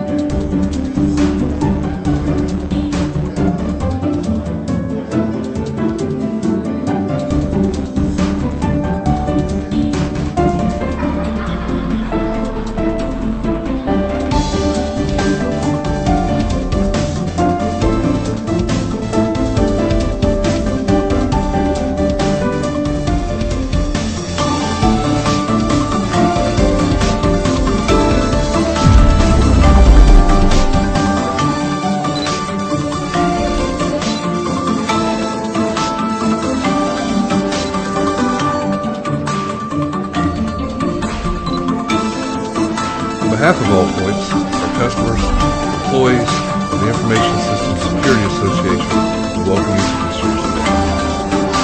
At All Points, we continuously strive to support our customers in their critical missions in this ever-increasing cyber threat environment. As As one of the preeminent SDVOSBs, Allpoints is proud to support our customers across the federal market. This includes NASA, MDA, Army, VA, and DHS. Allpoints is providing flight and ground software design and development in support of NASA's Orion program, providing our nation the ability once again to travel beyond low Earth orbit and achieve a presence on Mars. We also support Boeing CST-100 Starliner, reestablishing our ability to transport astronauts to the ISS. From the development of the Space Launch System to the infrastructure at Kennedy Space Center and a variety of spacecraft and satellites, Allpoints provides engineering support for launch vehicle and spacecraft design analysis. At Booz Allen Hamilton, cybersecurity is in the dynamic IT market. That's why we are Allpoints is a proud leader in solution sponsors development, of the 8th providing an Annual optimal National mix of services Cybersecurity and Summit. cutting-edge technology. Please join us at our booth Our IT capabilities so we can show you span some domains more of about our space, innovative defense, cybersecurity and solutions. healthcare. Our integrated logistics support ranges from engineering support analysis to operational readiness to property management. Complex attack scenarios and ever-evolving offensive techniques and methods. Our professional team, composed of our intelligence community and expert computer industry analysts, are the key differentiator of our network reconnaissance. Booz Allen Hamilton. We combine extensive offensive and defensive computer network operation experience to effectively evaluate your network from the attacker's Please join us at our booth, helping you stop the show clock. you some more about our innovative cybersecurity solutions. Booz Allen Hamilton has decades of experience understanding adversary attack vectors, complex attack scenarios, and ever-evolving offensive techniques and methods. Our professional team, composed of former intelligence community and expert computer industry analysts, are the key differentiator of our network reconnaissance capabilities. We combine extensive offensive and defensive computer network operation experience to effectively evaluate the network from the attacker's perspective, helping you stop the clock before it misses.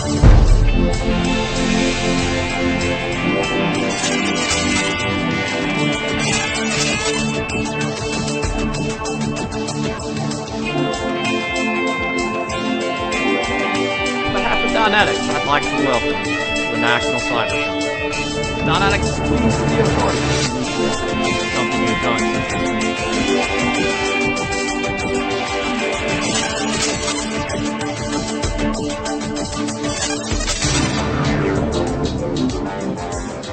See, our customers have one thing in common. They all have a need for high-tech solutions built with cyber from the inside out. And that's the approach that Dynetics delivers for all of our products and services.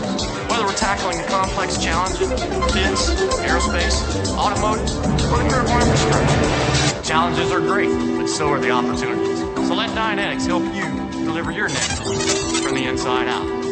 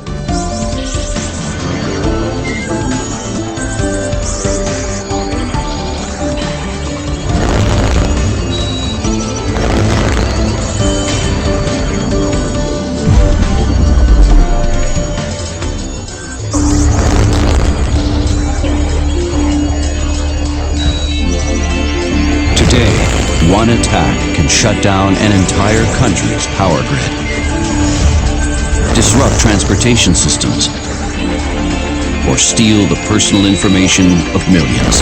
No company is immune. Cyber criminals are nimble, resourceful, and organized.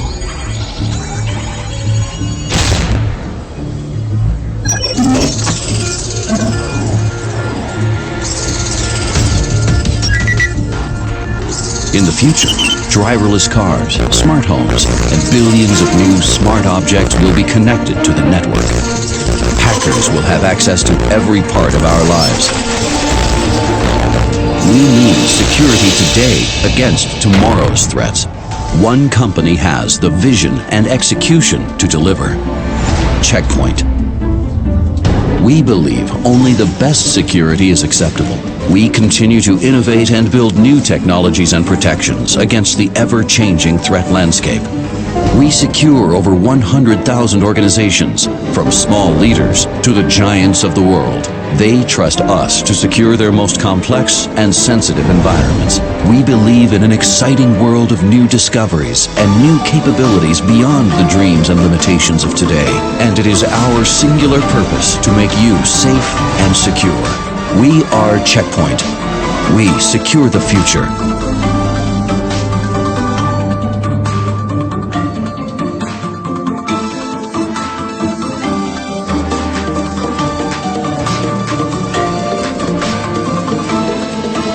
At Bocor, we're not just about growing the company to grow. We're about growing our people. What you bring to the table is what they're looking for.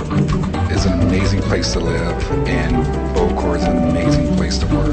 And every day I come home with a smile on my face. The culture is contagious, actually. The minute a candidate walks through the door, they feel it. They want to be a part of it, and it feels like home. It really feels like family, and especially for me. I met my husband Jason at Sandblasters, our volleyball thing. That's right. It started with an argument about who stinks more in volleyball. I do. They take the time to write handwritten kudo cards thanking us for a job well done. In a nutshell, it just shows that they care. You're never remembered here. When I walk over to Kathy, she knows exactly who I am.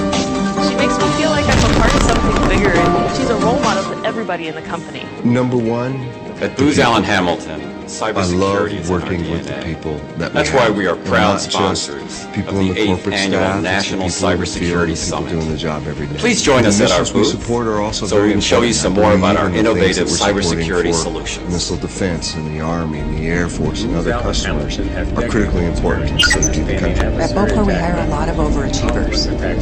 Really good people that really want to make a difference. And as a team, when we work together, we make even a bigger difference. And expert computer industry analysts are the key differentiator of our network reconnaissance capabilities. We combine extensive offensive and defensive computer network operation experience to effectively evaluate your network from the attacker's perspective, helping you stop the clock before midnight.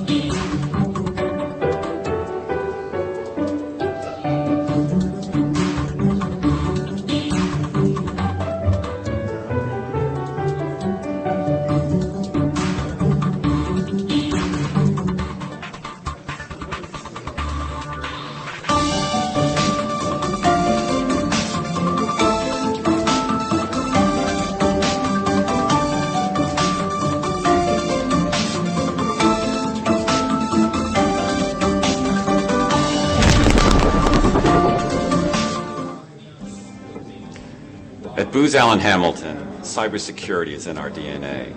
That's why we are proud sponsors of the 8th Annual National Cybersecurity Summit. Please join us at our booth so we can show you some more about our innovative cybersecurity solutions. Booz Allen Hamilton has decades of experience understanding adversary attack vectors, complex attack scenarios, and ever-evolving offensive techniques and methods. Our professional team, composed of former intelligence community and expert computer industry analysts, are the key differentiator of our network reconnaissance capabilities. We combine extensive offensive and defensive computer network operation experience to effectively evaluate your network from the attacker's perspective, helping you stop the clock before midnight.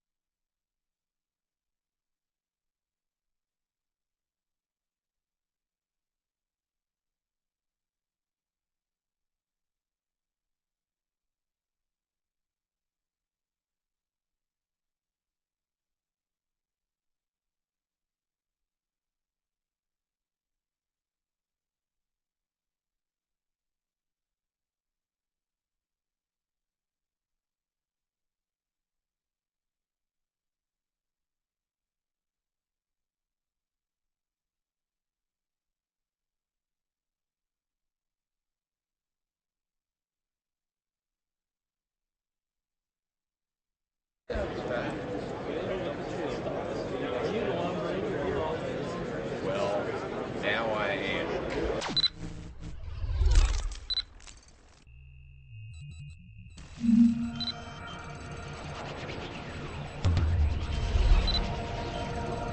On behalf of All Points, our customers, employees, and the Information Systems Security Association, we welcome you to this year's event. At All Points, we continuously strive to support our customers in their critical missions in this ever-increasing cyber threat environment. As one of the preeminent SDVOSBs, Allpoints is proud to support our customers across the federal market. This includes NASA, MDA, Army, VA, and DHS. Allpoints is providing flight and ground software design and development in support of NASA's Orion program, providing our nation the ability once again to travel beyond low Earth orbit and achieve a presence on Mars. We also support Boeing CST-100 Starliner, reestablishing our ability to transport astronauts to the ISS. From the development of the Space Launch System to the infrastructure at Kennedy Space Center and a variety of spacecraft and satellites, Allpoints provides engineering support for launch vehicle and spacecraft design, analysis, and test. In the dynamic IT market, Allpoints is a leader in solution development, providing an optimum mix of services and cutting-edge technology. Our IT capabilities span the domains of space, defense, cybersecurity, and healthcare. Our integrated logistics support ranges from engineering support analysis to operational readiness to property management.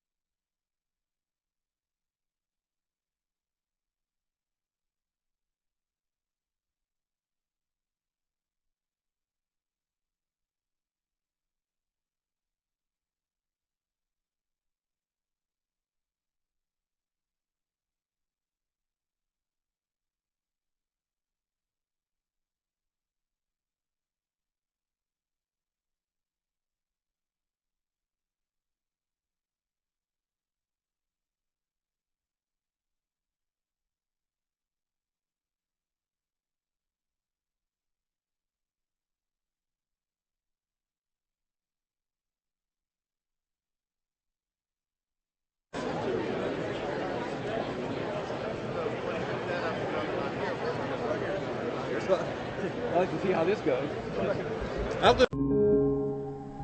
As quickly as you can have the dream, there are those that want to steal it.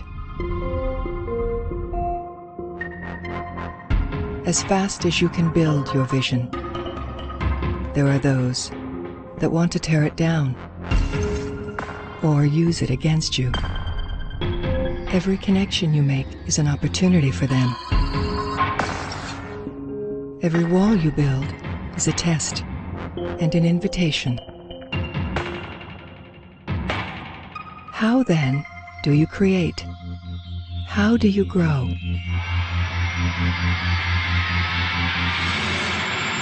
We can build security that evolves as you evolve. Security that protects you, not only from the threats you know about, but also the threats you have yet to discover. Creating not a shelter or a shield, but simply the freedom to focus, to thrive, and to dream again.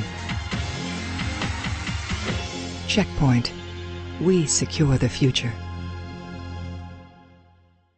Hacking, breaches, viruses, and network intrusion.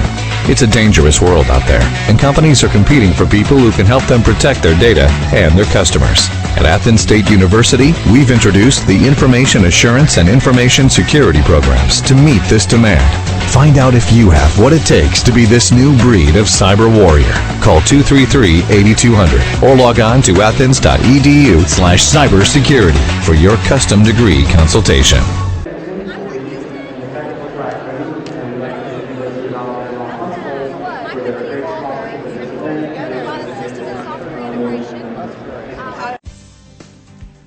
At Booz Allen Hamilton, cybersecurity is in our DNA. That's why we are proud sponsors of the 8th Annual National Cybersecurity Summit. Please join us at our booth so we can show you some more about our innovative cybersecurity solutions. Booz Allen Hamilton has decades of experience understanding adversary attack vectors, complex attack scenarios, and ever-evolving offensive techniques and methods. Our professional team, composed of former intelligence community and expert computer industry analysts, are the key differentiator of our network reconnaissance capabilities. We combine extensive offensive and defensive computer network operation experience to effectively evaluate your network from the attacker's perspective, helping you stop the clock before midnight.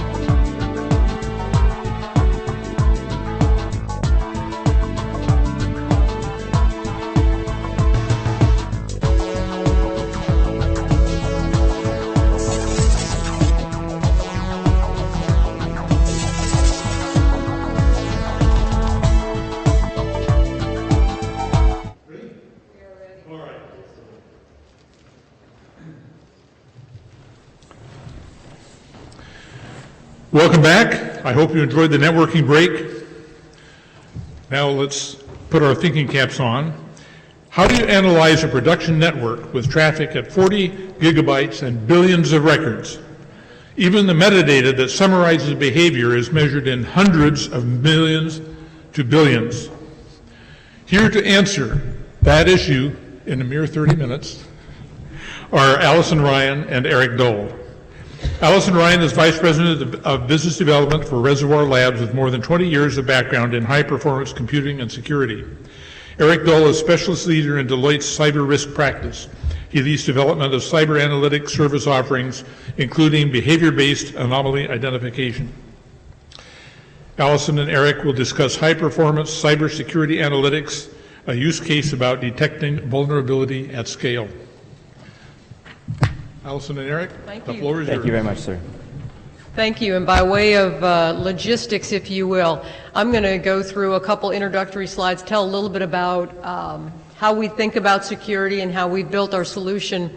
And then Eric is going to go through a very specific use case. I think it's always easier when we look at not just the theory of, here's how you hunt at scale, but then really practically, what did you do? What did you look at? What showed up? What was interesting about that?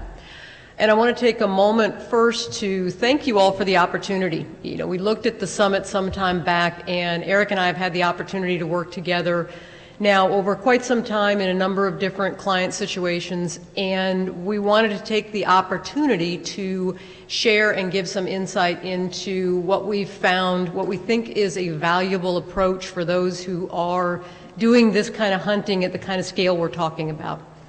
So, next slide, please. And just by way of introduction also, Eric will be somewhat uncontrollable, and so he's labbed. I'm going to stand here. I'm going to go through, as I said, the architectural setup, and then if he can control himself during that, I'm going to speak through most of that, and then when we get to the use case, Eric is going to share with you very specifically some of the hunting and specifically analytic work that Deloitte has done and what they found. We certainly won't attribute to the site, but be very specific about what we were able to uncover. So, the big picture here is we're looking to discover concerning behavior at scale, billions and billions of records. And it has to do with behavioral baselining and a very specific approach to behavioral baselining. What we mean by that is you gather your data from a huge variety of sources, and we'll go through that a little bit. And then you go through a process of validating. And this is an incredibly important step, and a little bit this is, so what, and I know that, but it's the portion that's interesting about it is the ability to gather a baseline and then validate at scale, and then go through a process of remediating. So once you've validated that you've seen something that is concerning, you're going to go after a remediation, and then you're going to maintain. But the core here is that is a cyclical process. You're going to then, given your new baseline, look at what's concerning and go through a remediation again. And next slide. The context here is you're not looking for what you've seen before. You're not looking for a signature. You're looking for a concerning workflow. So I probably should have given a little bit of introduction in terms of what Reservoir Labs brings to the table, what Deloitte brings to the table, which is considerable. But our portion of the program, if you will, is a network sensor. It is Bro-based, open source based, an incredibly rich language, and we've done some work to have it operate at scale. So you're getting full take metadata, and then we're going to put it off into a very interesting analytic approach. What you're looking for here is not signatures you've seen before, and you're certainly not even looking for a threat that you could easily identify. You're looking for a behavior that is deeply concerning. Next slide. And Eric, do you want to say a little bit more about the process? Yeah, Allison's statement that we're looking for things that are deeply concerning, we ground that in understanding what network behaviors look like. Uploads are uploads. An upload, by the definition, is where you're pushing up more data than you're downloading. A beaconing behavior is a system talking to another system with a defined period. There's some queuing theory in there that I'm not going to bother you with. Those behaviors in themselves are not necessarily even concerning. They're just invariants. They're things that happen on networks. And we tackle those and discriminate them through other information we can bring. This particular cycle is one that we use repeatedly. In my days of just being a data scientist, before I was a cyber data scientist, we would call the baseline process, this entire cycle, a data quality audit. What do you have in your data? What does it actually say? I guarantee you that you can't tell me what's in your wallet right now, even though it's the most important thing in your life. You don't know how many receipts are there. You won't know until you open it up and actually look at all the pieces. So that's a very broad question. What's in my wallet? How do I characterize it? How do I break it down? How do I triage each of them? Are the dates rubbed off of the receipts? Is this receipt for that dinner I had with that guy last night who had the 3 Jack and Cokes? Right? What's the context? Why do I need to know this? That validation period in green is taking that marginal distribution, that first look, and ensuring that every single thing you want that is happening in there is something you want or something you want to chase down. We believe a lot in aggregation because human behaviors and computer networks are human behaviors are driven by what are called Zipfian or negative power law distributions. You can think of this as the Amazon effect. The vast majority of people buy exactly the same things. And then there's a little bit of stuff that happens way out here at the end, which is how Amazon makes all of its money, because they can have a bigger set of SKUs, a set of things they sell you, than anything else. Same thing happened in computer networks. The vast majority of your traffic goes to Google, it goes to Yahoo, it goes to Washington Post, if you live in DC like I do. A lot of people say analytic discovery is limited because there are bad people everywhere. Everything is vulnerable. That's true. What that means is that you're validating everything in your baseline, which you may never have looked at before. You either want to have there or you don't want to have there, which is where the remediation step comes in. Remediation may not mean go image a host, go take something down. It may mean flag this as known good or known expected.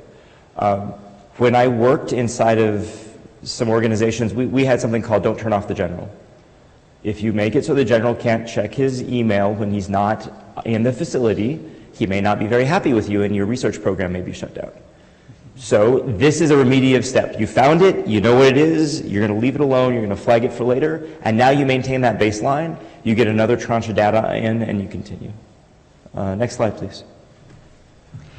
So when we're talking about implementing effective technologies, I think about this more as be expansive in your thinking. We think about this as bring computer science, data science, and cybersecurity together, not only in terms of the technical approach, but also in terms of the people. Eric will share a little bit about, what his team looks like as he goes to approach this. But when we looked at gathering data, and when we've gone out to a number of clients, this one in particular, we're bringing in data that is commercially available. We're bringing in data that's client-specific. We're bringing in proprietary. We're bringing in public. With that collection, if you will, probably even more interesting, we're bringing in a number of compute platforms, and analytic tools. So the streaming architectures are actually just coming off the sensor itself. It's a pretty interesting sensor. The bulk processing, you can think, in this case, think Hadoop-based, right? And then you've got shared memory architectures that are pretty powerful in their own right for a certain class of problem. So you've got a tremendous amount of rich data and an ability to operate on it properly. And now you're in a position to actually validate what you're seeing. I either have a known good, a known bad, or an I don't know, and I can begin this cycle again. Next slide. So this is where we really wanted to turn to the portion that's actually interesting. Next slide. And talk about, and I'm just going to give an introduction to what's really common when we go in and we bring this approach forward. And just to set context, this is a discussion about additive, how you make for better hunting. This isn't I have the silver bullet and you're going to rip and replace everything. This is about how do I gain more insight so I can find, the concerning things faster. So very, very common when we walk into a situation, you don't have the kind of data you need. You don't have what Eric frequently refers to as full take metadata. And you really are going to need that kind of context to do some hunting. But then you've got issues that are a little more practically concerning. You've got security professionals. You probably don't have quite enough of them, but more damning, if you will, is they're in a number of different places. And you've got a little bit of a stovepiped procedure going on typically. I would say typically, I mean, you know your organizations, but it is just common as dirt. They're not enough, and the people are in disparate places. And frequently, depending if you truly have an issue of scale, you likely don't have enough processing power. Eric, you want to say a little bit about the specific environment? Yeah, we're going to take you on a journey that's ongoing regarding a specific client that we're going to say is enterprise scale. They've got 500,000 clients on the network, devices on the network. They got 32 gigabits a second out to the internet. They have a set of distributed responsibilities, and they're in the same position that many of the organizations I talk to are, which is they don't have any NetFlow data. 75% of the organization I talk to see no business value in collecting NetFlow. NetFlow is the hello world of network phenomenology because you don't need to install any new sensors, and it's not there, right? We got brought in with this client, next slide, to take an outside look at them, just to share how well things were going. This is the top of the bullets. We used our behavioral analytic approach, and in a few weeks we identified some things that were consistent with low and slow beaconing, hits to known CTI that looked like IRC doing things that it shouldn't have been doing, particularly given the network we were looking at. We were looking at uploads that may be consistent with exfil behaviors on unknown ports to unknown places. We knew what the ports were. We weren't really sure the business value of that traffic or where it was going. And then we were seeing these active beaconing activities as well. So we did what we believe responsible scientists and engineers and security professionals do. We said, hey, we think you got a problem based on behavioral analytics. And they said, okay, great. Well, we're going to give you some of our data, and we're going to you guys can take a look at that too. And we said, great, give us your data. And they said, oh, we don't have any data.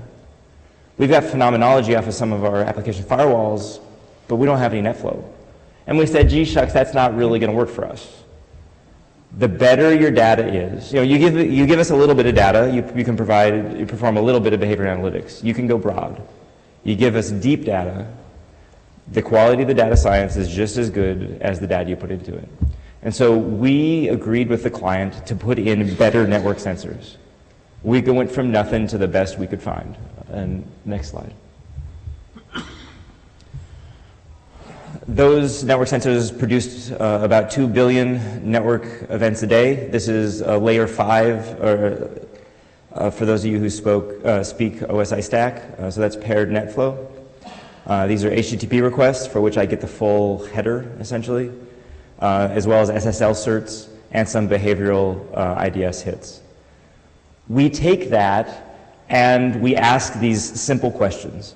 What's the behavior, what behaviors are happening on your network?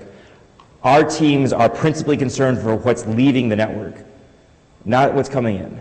What's coming in is important, and there's a kill chain about that. But what's leaving has made it all the way through your security stack already. You thought it was good enough to let go. It contains the truly interesting things. And this is where we start to go up this, we believe behavioral analytics lets us tackle the pyramid pain in a much different way. We're looking for behaviors. We're looking for the way that these things, these invariants, occur on the network repeatedly.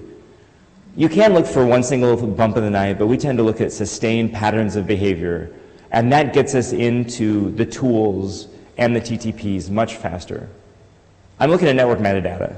I can't tell you what the file hashes are unless I'm pulling stuff off of VirusTotal. I can tell you the rate at which the beaconing is happening, You can identify for yourself the padding that's probably happening in the encrypted beaconing channels. These things that are really hard to change, and once you find them, are really easy to maintain. So let's talk about, let's see, we've got we got 13 minutes, inclusive of the time for questions? You've got 14 and a half. 14 and a half. We ask a question, we iterate. The response times we're getting over this, we're measuring about 3 to 5 minutes over our 50 billion records. We are going to push this down with the application of even better computers down to about the 15 to 20 second range. This means that you can get responses back to questions before you get an email in your inbox that distracts you from the question you're trying to ask, and then you lose the moment to discover the thing that you need to make operational. Next slide, please. So how do we actually do it? We use graphs. These look like link chart viewers, and they are. They look like web pages, and they were, they're screenshots now. But they're powered by really, really big engines behind them that lets us ask questions of tens of billions of records. On your far left, we combine stuff out of Bro. It gives me application strings. I can combine it through CPE, CVE into available exploits.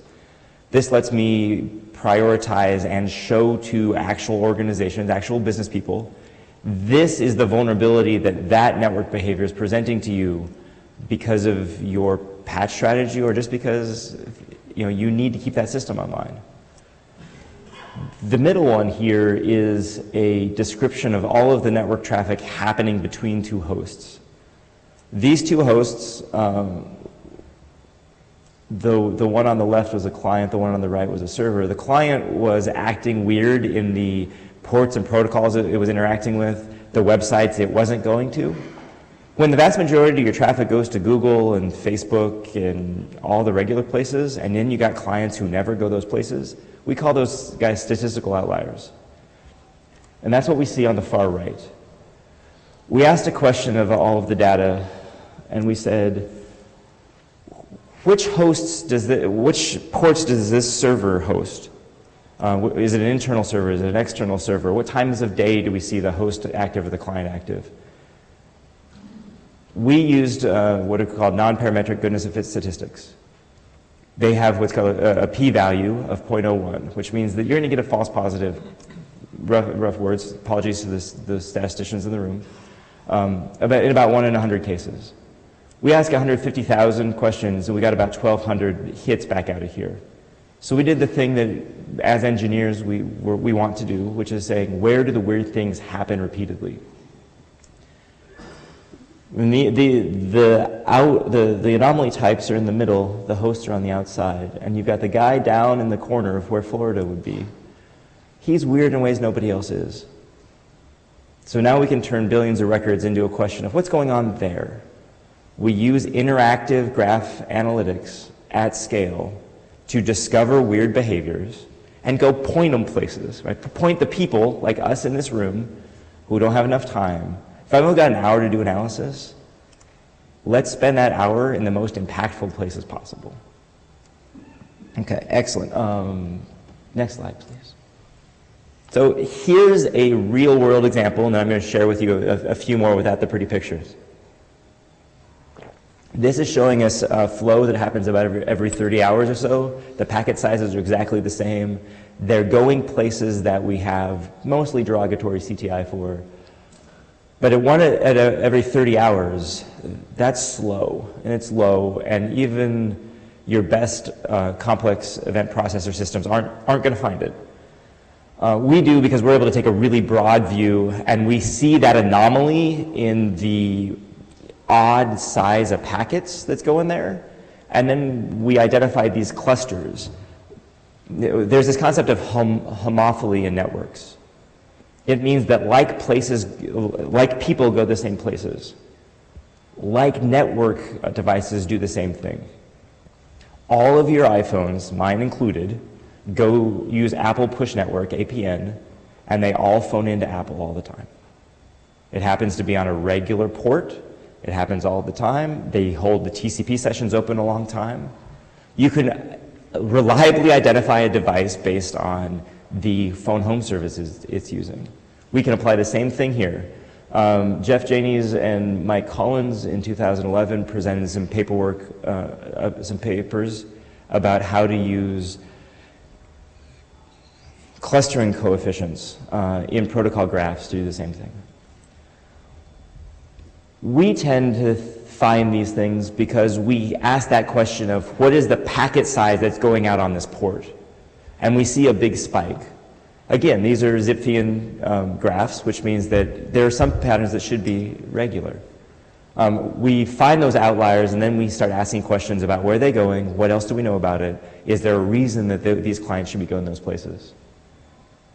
And then we end up with a picture like this, and we present it to the client and say, hey, we don't really know what's going on here, because in this case, we were on the outside of your network, but we think it's worth your time to spend a little bit of time looking at this. Next slide. So using this approach, what are we finding? Well, the top thing we're finding using the protocol analyzers in the Bro sensors are protocols, IRC, HTTP, SSL, running on off ports. I've got a pretty honest question about why you're running SSL on port 21. Why do you want it to look like FTP control channels?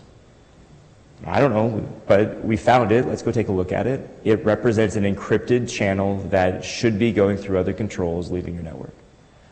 We're finding Teredo and 6-to-4 tunneling going on lots of interesting places. There's this thing called producer-consumer ratio. It has the simple idea about clients consume stuff off the networks, and phones are great consumers. It's really hard to do anything other than record yourself if you want to produce content on them, but we're on them 24 hours a day, even when we're asleep, because we're downloading things to them.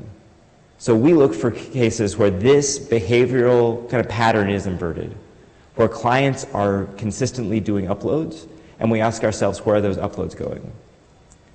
One of these cases, we saw a piece of, this repeated pattern. We saw 146 gigabytes worth of upload in 45 days. That's a big number, even if it's going to a browser-based adware site. We looked in the PCAP, and we saw that it was exfilling a process list off of the systems it was on every 15 minutes, with about 8 to 16 megabytes uploaded on that every 15 minutes. This was very concerning to us because it was a fairly blunt and clean look at exactly what was running inside of this enterprise network. We now know exactly what the antivirus is, the version of Windows, etc. The Tor bridge nodes, this is really cool. So we found Tor bridge nodes. These are proxy nodes, these aren't exit nodes, because somebody had downloaded the Tor browser for the second time, even after they had been told by the security staff to take it off. And we've all been there, right? You tell somebody to do something and they kind of don't obey you once you turn your back. The interesting thing for us is that it had 80 traffic and 443 traffic, but our protocol analyzers were not firing. This means that the state machine, the protocol, the byte stream was not well enough formed to look like SSL and HTTP. Additionally, we saw long hold open sessions. Every session to these websites was at least 10 minutes or so. Now we've got a behavioral signature. We can apply it to every single website that you are going out to that hosts 80 and 443 and say, do we see this? Or is it going to have a false positive rate? Yeah, it will. But it's a behavior that we didn't have otherwise.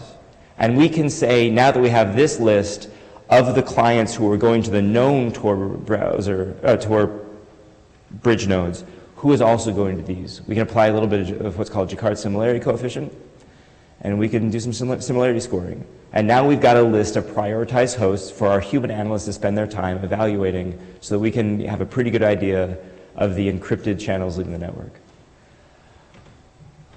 The beaconing detection is the last one I'm going to chat about here.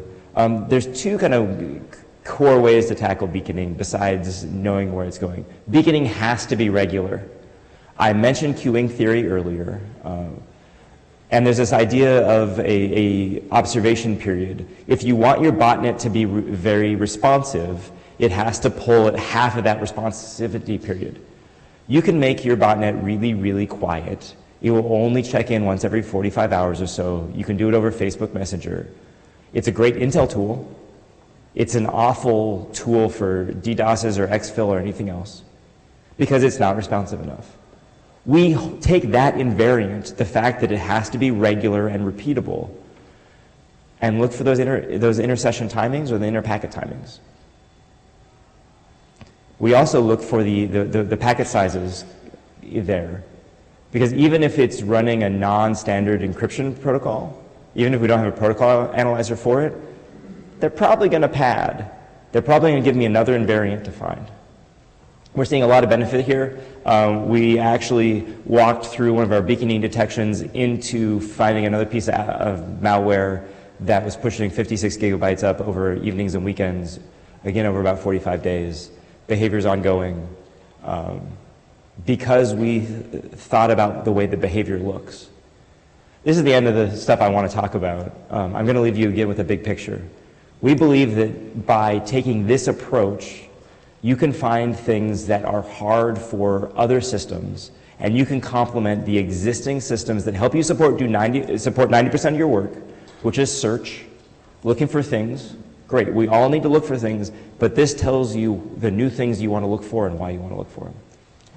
Can I have the next slide? We're happy to answer any questions in the time we have remaining. Do we have a few minutes, yeah? Sure, about Two. Okay. Questions?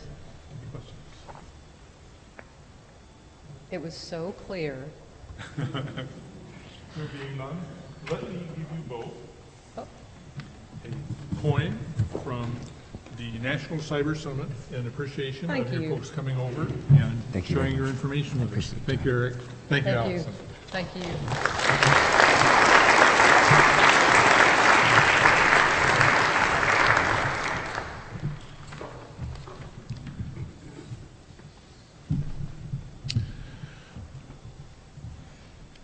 Josh, you're on. There he is.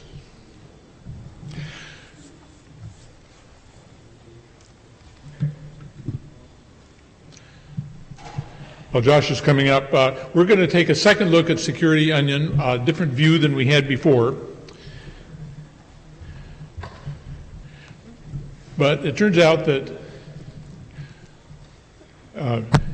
Josh Williams, this is Josh Wilson.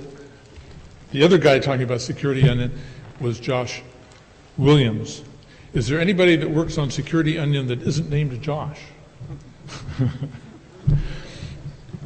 At any rate, he and I looked at the same Wikipedia article, so I will read you that piece again.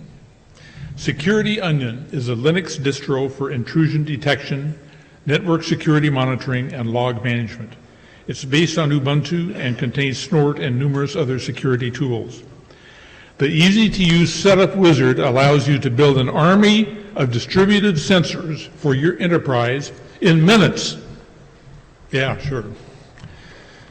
The only thing I've ever done in minutes in this business is make mistakes.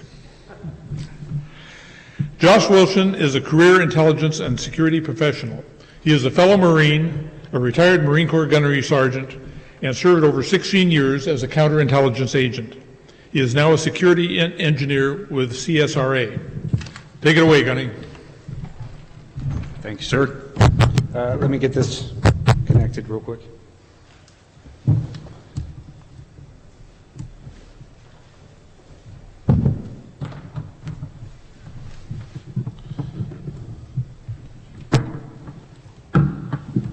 Always awkward moments.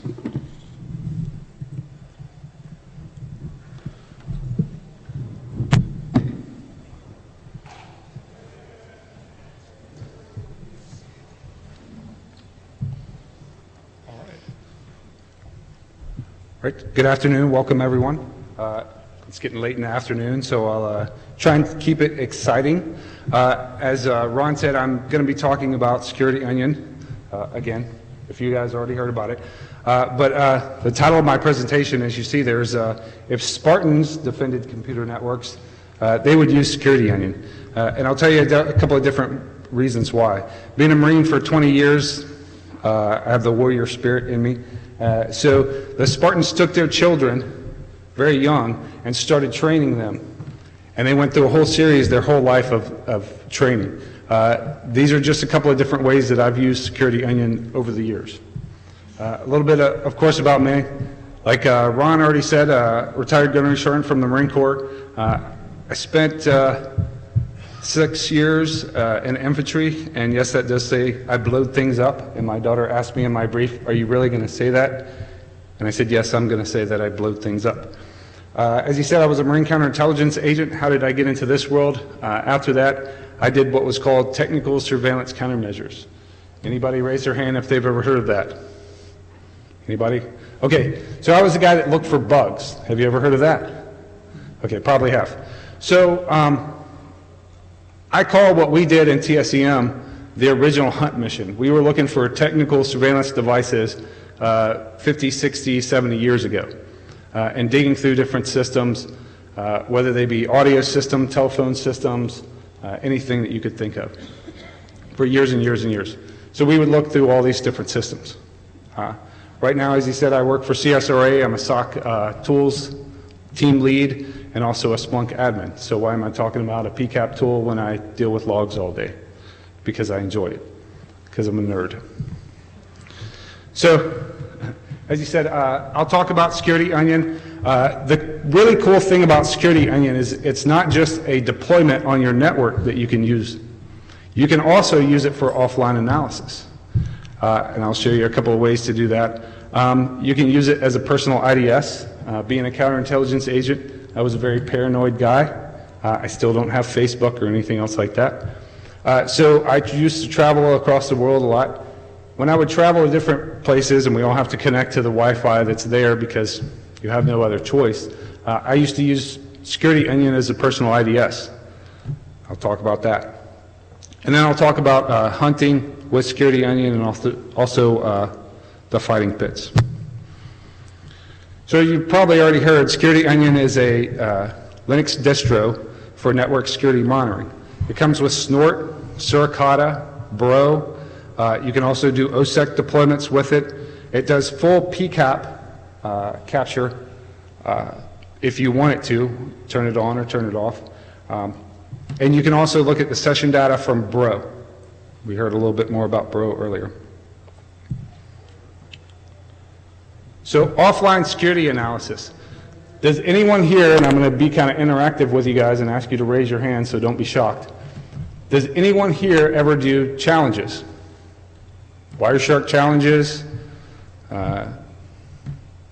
any of the cyber challenges? So, Cyber Patriot. All right, so if you get PCAP data, Security Onion is really awesome to cheat a little bit and take those PCAPs and actually push them through Security Onion and kind of pull apart those packets. All you need to do this is your computer, build a VM with Security Onion on it. You can download it. I'll tell you where you can download it from later. Fire it up. Use TCP replay and replay those packets across your interface. Oops, too far.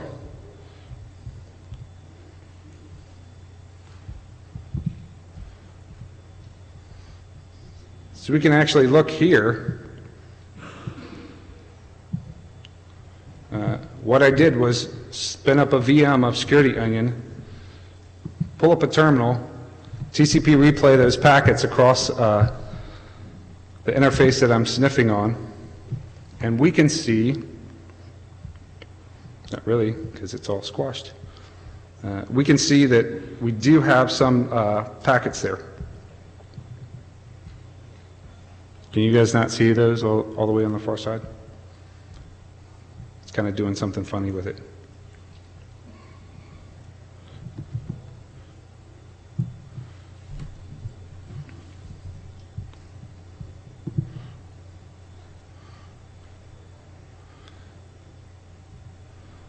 So for this particular challenge, there was actually an FTP session that actually moved the file across there. Like I said, you could easily pivot over to that, look at those packets, and then actually see the FTP session that's on there. So not very technical, but a great tool if you're analyzing any PCAPs that you have offline. A lot of times people are just thinking about network analysis, online live network analysis. As I said, for the personal protection paranoid or the nerdy, I used to use Security Onion. Actually set up a VM. What you'll do is set up a VM, use 2 NICs. You're going to bridge one of your NICs. That's going to be your promiscuous NIC that you sniff on. Use your other NIC for your management interface. And then you can sit there and watch the traffic that comes across your interface while you're surfing on your regular computer and be able to collect anything that goes on there, visit all kinds of strange sites that you probably shouldn't be on, and actually look at the data that's come across the wire. Has anyone ever done anything like that? Okay, at least one person. 2 people. Thank you. I'm not the only scary person. I used to travel a lot in the Marine Corps, and a lot of people go out and party and have a good time. I used to sit in my hotel room and look at packets. And some other things with, well, that sounds strange. Like I said, I was a TSM guy, so RF platforms and other stuff. Those kind of things you're thinking of. So, hunting. You hear this term a lot these days. And people talk about hunting. And a lot of what I hear people saying when they start talking about hunting sounds a lot like cast netting to me. So, I won't go into huge detail on what we used to do. Basically, the team that I had a product that cost about $58,000. Unfortunately, my team did not have that product. All the other teams did. So we started thinking about using different products. We looked at Security Onion. We would walk into a facility, drop a network tap on their trunk lines, stick Security Onion on there, and basically sit there for 30, 45 days digging through every bit of traffic that went across their trunk line. And that's what we called hunting.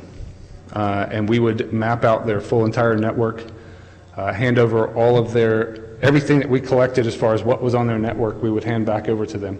And on occasion, we would find things that they would swear up and down to us, and all their NOCs and SOCs would swear up and down to us, that's not going on my network.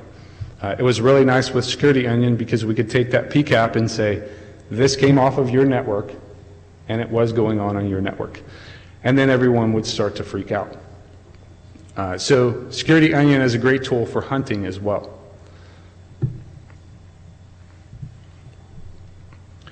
So when I talk about the fighting pits, basically the reason that I'm up here, I work for CSRA supporting Department of Homeland Security, but I'm up here with GBSI. GBSI is also in partnership with AFCEA. They do a lot of charity work with AFCEA and volunteer work. And a couple of years ago, we started what was called the Cyberthon Pensacola.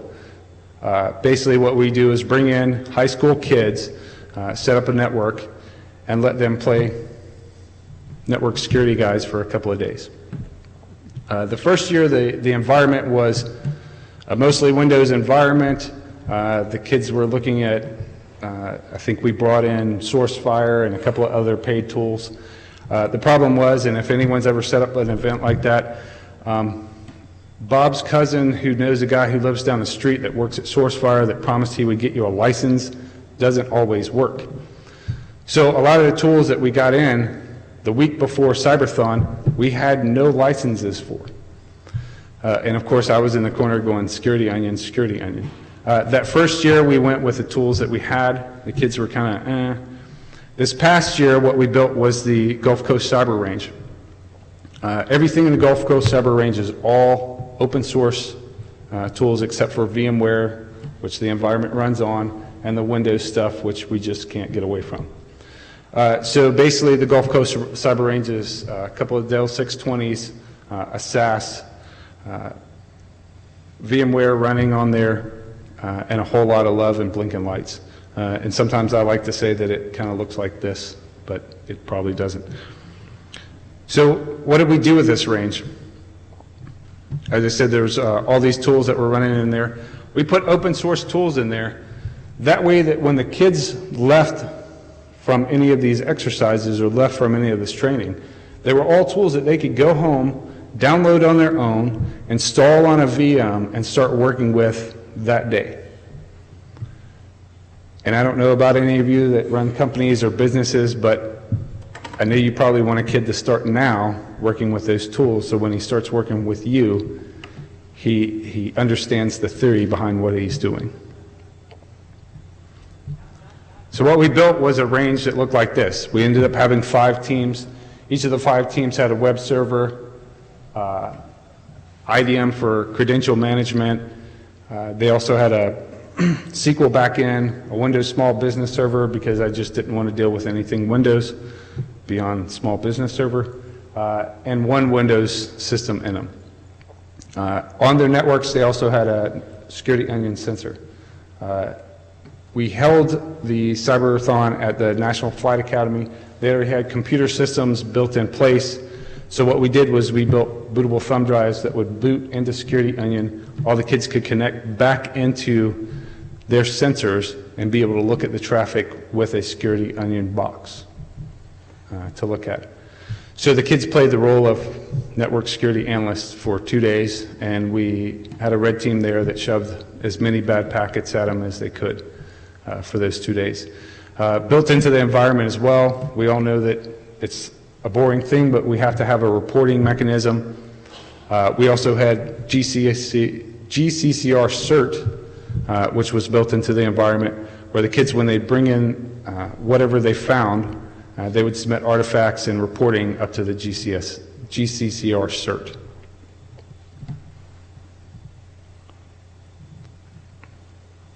So some things for you, because I was told to give you guys some takeaways. Here's where you can go download Security Onion. And I tell you, if you don't have a copy of Security Onion, in your stack of CDs, I know I've got stacks of CDs in all different places in my house, and my wife asked me what are those, and they're all over the place. If you're not running a VM on one of your systems that has Security Onion, I would tell you go out and get it on there today. If you're in this profession and you are talking about cybersecurity or teaching kids about cybersecurity, or it's your job on a daily basis, you should have this tool as a VM on your system. Does anyone have Security Onion on their systems already? If you don't have it, go out and get it. It's free. I don't know if I mentioned that before. Doug Burks used to work at Mandiant. He now runs Security Onion Solutions. If you need training or understanding on Security Onion, there's several training videos that are out there. Doug Burks also offers training classes for it. It's not that difficult. I grew up in Alabama, and I work on it. So you can go out there and get it. Like I said, use Security Onion, pull apart packets every single day. When I talked to the kids for Cyberathon, I told them my biggest thing was for them to enjoy looking at packets over and over and over again. This morning I even had some kids talk to me about the cyber range that we have sitting over there, and they asked me about Security Onion, and they said, is that like Backtrack? Is it Backtrack? And I was like, no, it's not Backtrack. Think of the tool that network defenders use to defend their network, not what they're using for penetration testing or anything else. Backtrack's not a good tool. Or Kali. Sorry, I'm old. Or I could say Auditor if you guys are really old. Yeah, somebody laughed. So, I'll be hanging out at the GBSI booth with the GCCR if you want to come and take a look at it. My contact info is there. Yes, the silence, I'm a Doctor Who fan. So I would ask if you want to come over and ask questions, you want to just geek out and talk, I'll be hanging out over there, or hit me up by email. Any questions? Yes, sir. So with Security Onion, where in CyberPatriot, as I can be, it's useful to have a packet trace so you put all going on wire. But are you able to run Security Onion on a Windows-based machine? No. Now, unless you're running a VM, you can run Windows and then you can have a VM that's sitting behind there. And then my question is, if not, then what would be a good alternative? Because I know in CyberPatriot, you're working with there a good alternative that you recommend? A Linux box? I'm just, so, you know, I number one, I started out as a security analyst after I retired from the Marine Corps. And as soon as I got to work and I looked and I said, why are we using Windows? So I don't know, you know, maybe we talk to the Cyber Patriot folks. My personal belief, and as a SOC Tools team lead, I ask the question every day, at least 3 or 4 times a day, why can analysts not use Linux VMs or whatever they need to use? So, and the other thing is, if you're doing some type of analysis, if it's a PCAP or something else, can you extract it, take it across, and use it offline analysis over on there? So if you're doing something with Windows, can you take a PCAP of it, take that PCAP, run it back over into Security Onion? So, any more questions? Thank you for your time. Oh, got one more. Sorry, this is too tough for me. But yes, as far as that, you know, it is probably a dirty word here, but you know, you can use you know, Hyper-V, you know, to run some of that, or you know, any other, you know, a virtualization tool there to be able to run it from a Windows machine, or you could just use a boot up flash drive. Now, in regards to be able to test it out and start, you know, using it, what resources, where can you, for example, set up, you know, a lab, and when it comes down to like, you know, a home lab, you know, there probably won't be that much interesting things going on there. I'm talking about like a testing environment. So for a testing environment, I mean, people have many options. Of course, you can set up a test environment and you can run several VMs. We're asking about Hyper-V or any of the other ones. I use VirtualBox. I got 4 kids. I can't afford VMware Fusion. So, and I use a Mac, 2009 Mac, so it struggles a little bit with some VMs. But I can run several VMs at one time for a home lab. The other thing I might say is eBay. Go out and get a server, run Zen server or some other type of virtualization server so you can actually build your own environment at home.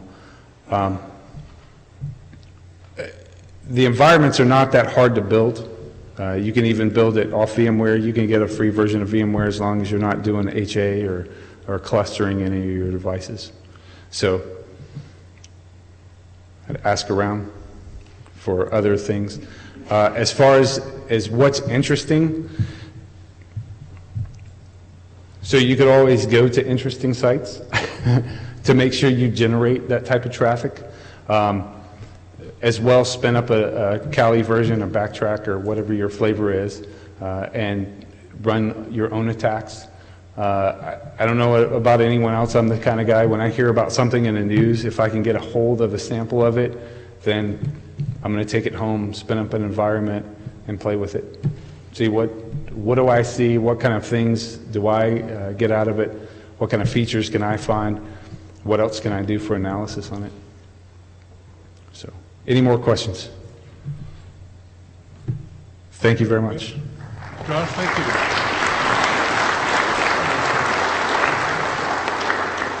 In appreciation of your spending your time with us and sharing your information with us, please accept this token from the National Cyber Summit.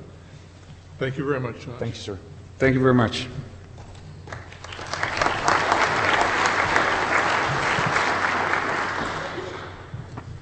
So we have a few minutes, and then we'll meet again back in this room for the next plenary session.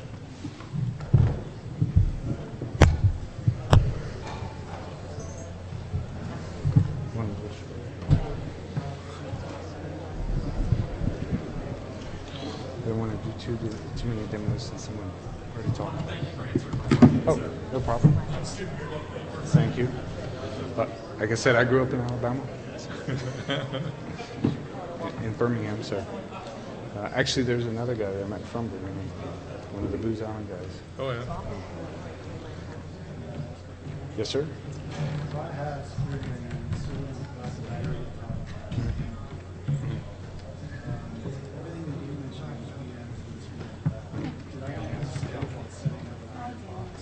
No. No. If you're doing a full deployment, Ah. and I didn't really talk about doing a full deployment. Okay. Oh, well, yes. thank you. Put it on Iron Box. Yeah, so I'm in IBM Are you running a security standalone and server? big announcement, but I'm not What you're going to directly get involved with better I is work if on- you actually, do you have two Iron Yes, Boxes? we're very excited. But, you know, it's funny, we've got so many universities that want to join now. And we Okay. actually negate it because Okay. we want to make So then you sure can that run, we you have can run a enough time to standalone on there. But, and move yeah, it.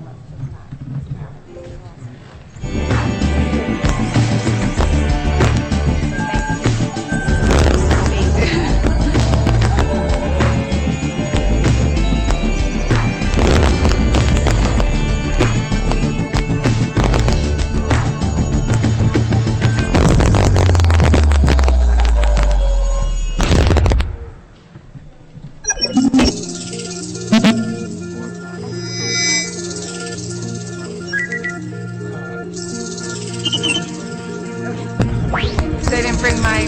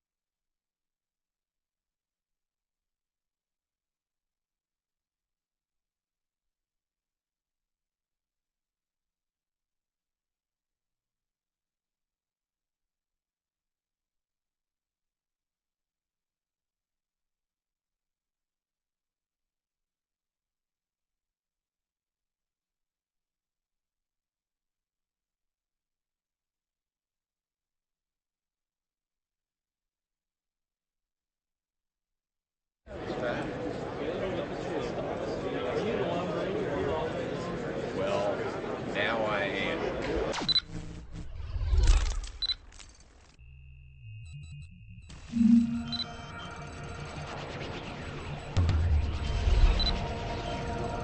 On behalf of All Points, our customers, employees, and the Information Systems Security Association, we welcome you to this year's event.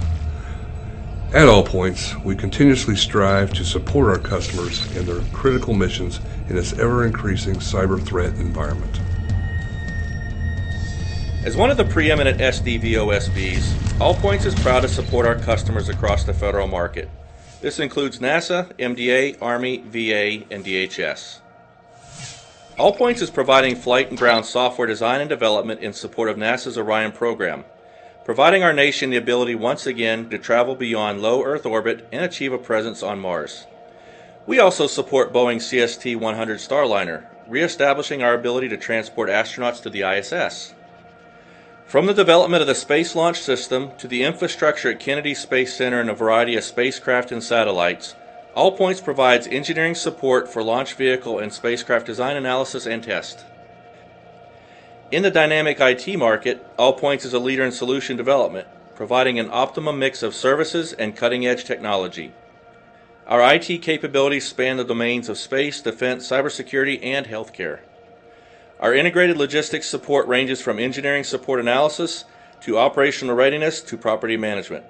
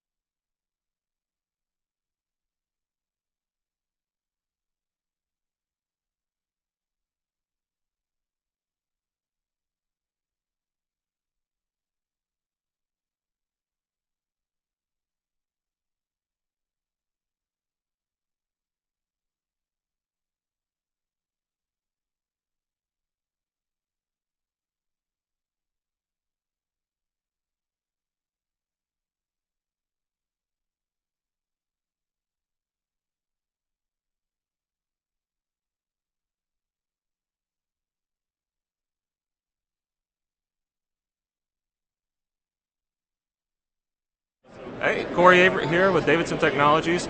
We're a silver sponsor.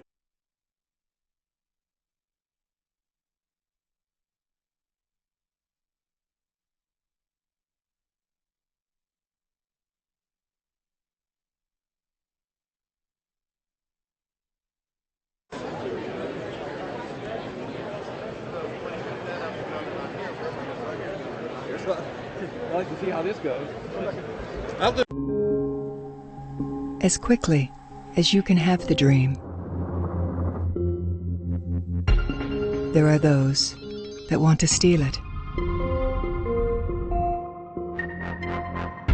As fast as you can build your vision, there are those that want to tear it down or use it against you. Every connection you make is an opportunity for them. Every wall you build is a test and an invitation. How then do you create? How do you grow?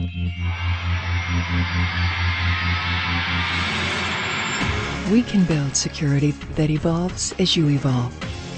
Security that protects you, not only from the threats you know about, but also the threats you have yet to discover. Creating not a shelter or a shield, but simply the freedom to focus, to thrive, and to dream again. Checkpoint. We secure the future. Hacking, breaches, viruses, and network intrusion. It's a dangerous world out there, and companies are competing for people who can help them protect their data and their customers. At Athens State University, we've introduced the Information Assurance and Information Security programs to meet this demand. Find out if you have what it takes to be this new breed of cyber warrior. Call 233-8200 or log on to athens.edu/cybersecurity for your custom degree consultation.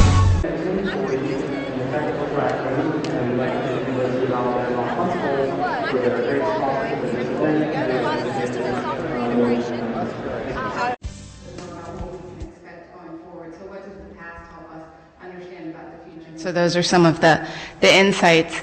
And it can be really easy to get caught up in everything's so new and it's IoT and everything's so different.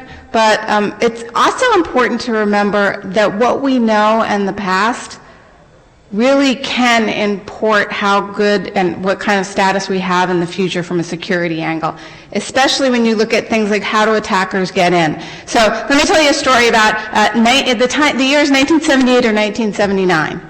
So there's a 13-year-old kid who gets access to a bunch of systems. You can probably guess what network that was, right? But this kid got a kid account, couldn't see much, and really wanted to know how the systems worked, especially the manuals of the systems. How, what are the inner works of these systems? And that's all that kid cared about.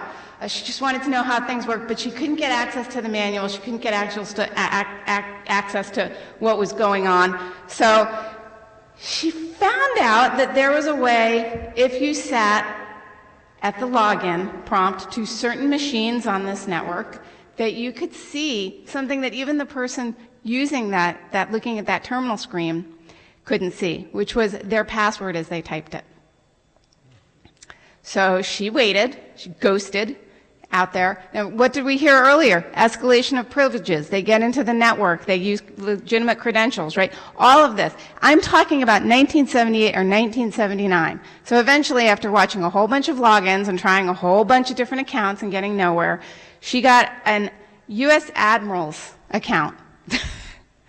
And you know what? That actually gave access to the manuals, and she was able to read them for a couple of hours because almost immediately there was a call to her father who said, "Excuse me, Mr. Kelly, Dr. Kelly, you need to talk to your daughter because we need to get her off of these systems." So I'm not a hacker in the sense that I really was not doing anything that I thought or understood was illegal. I was just trying to learn how to get onto a system and to read a manual. But I used techniques that long ago that we still have issues with, that we still don't lock down. So as you look at what the future is, please don't forget about what the past is, because when we forget the past and we fail to secure, we keep making the same mistakes. And that's, of my career, I think that's the thing that I find absolutely the most frustrating. And if we could make any change, it would be that we don't forget the lessons that we've learned in the past. So hopefully, by going through some of our insights from the X-Force report, we'll be able to get a little bit into the future. So the next slide. The first thing is just, what is the X-Force? Sounds cool, right? Has anybody here ever heard of the term X-Force? No, a couple? Okay, for anyone that hasn't, it came to IBM from our acquisition of ISS, and it is the research and analysis arm of IBM Security. And we take it very seriously, and as we continue with acquisitions in IBM Security, and as we add new people within the division, our division is growing very, very rapidly. We're up to 7,500 people total in the IBM Security division. Hundreds of those are researchers. As we bring in these researchers around the world, we bring in the acquisitions, we take them into the X-Force community, and we bring those insights together, which is really important, because if you look at what the different teams have and the different researchers have, they have very different sets of skills that can inform each other. So we have a whole team that just looks at application security. And they go and they look at the different operating systems, the different new applications that are out there. They are deep in application security. We have a team that's very, very deep in malware. They get the malware feeds from our endpoints, and they look at the malware. For the previous speaker, he was talking about when I hear about a sample and I go and I unpack it and see what it's actually doing. We have a whole team that spends their time doing that. We bring in research from our managed services group. And that's not just managing what's going on for other organizations and seeing the kinds of attacks that our customers are getting and helping to defend them, but also our incident response team, that when the call comes from people like the FBI saying, hey, you've been hacked, or from maybe a blogger saying, oh, all your data is for sale on the dark web, they need to call somebody to come in and help them clean up. So all of that insight, all of that knowledge comes back is part of the IBM X-Force. And we make that as the foundation really for everything that we do within the entire product and services portfolio, because it helps us understand what the real threats are, what's happening, and how companies can respond. And the cool thing about research is that research is to help other things, right? Research isn't actually a product itself. So we have a threat feed. We have a threat intelligence feed. I didn't hear anybody name check us when they were name checking the other threat intelligence feeds, but ours is called X-Force Exchange, and it is free.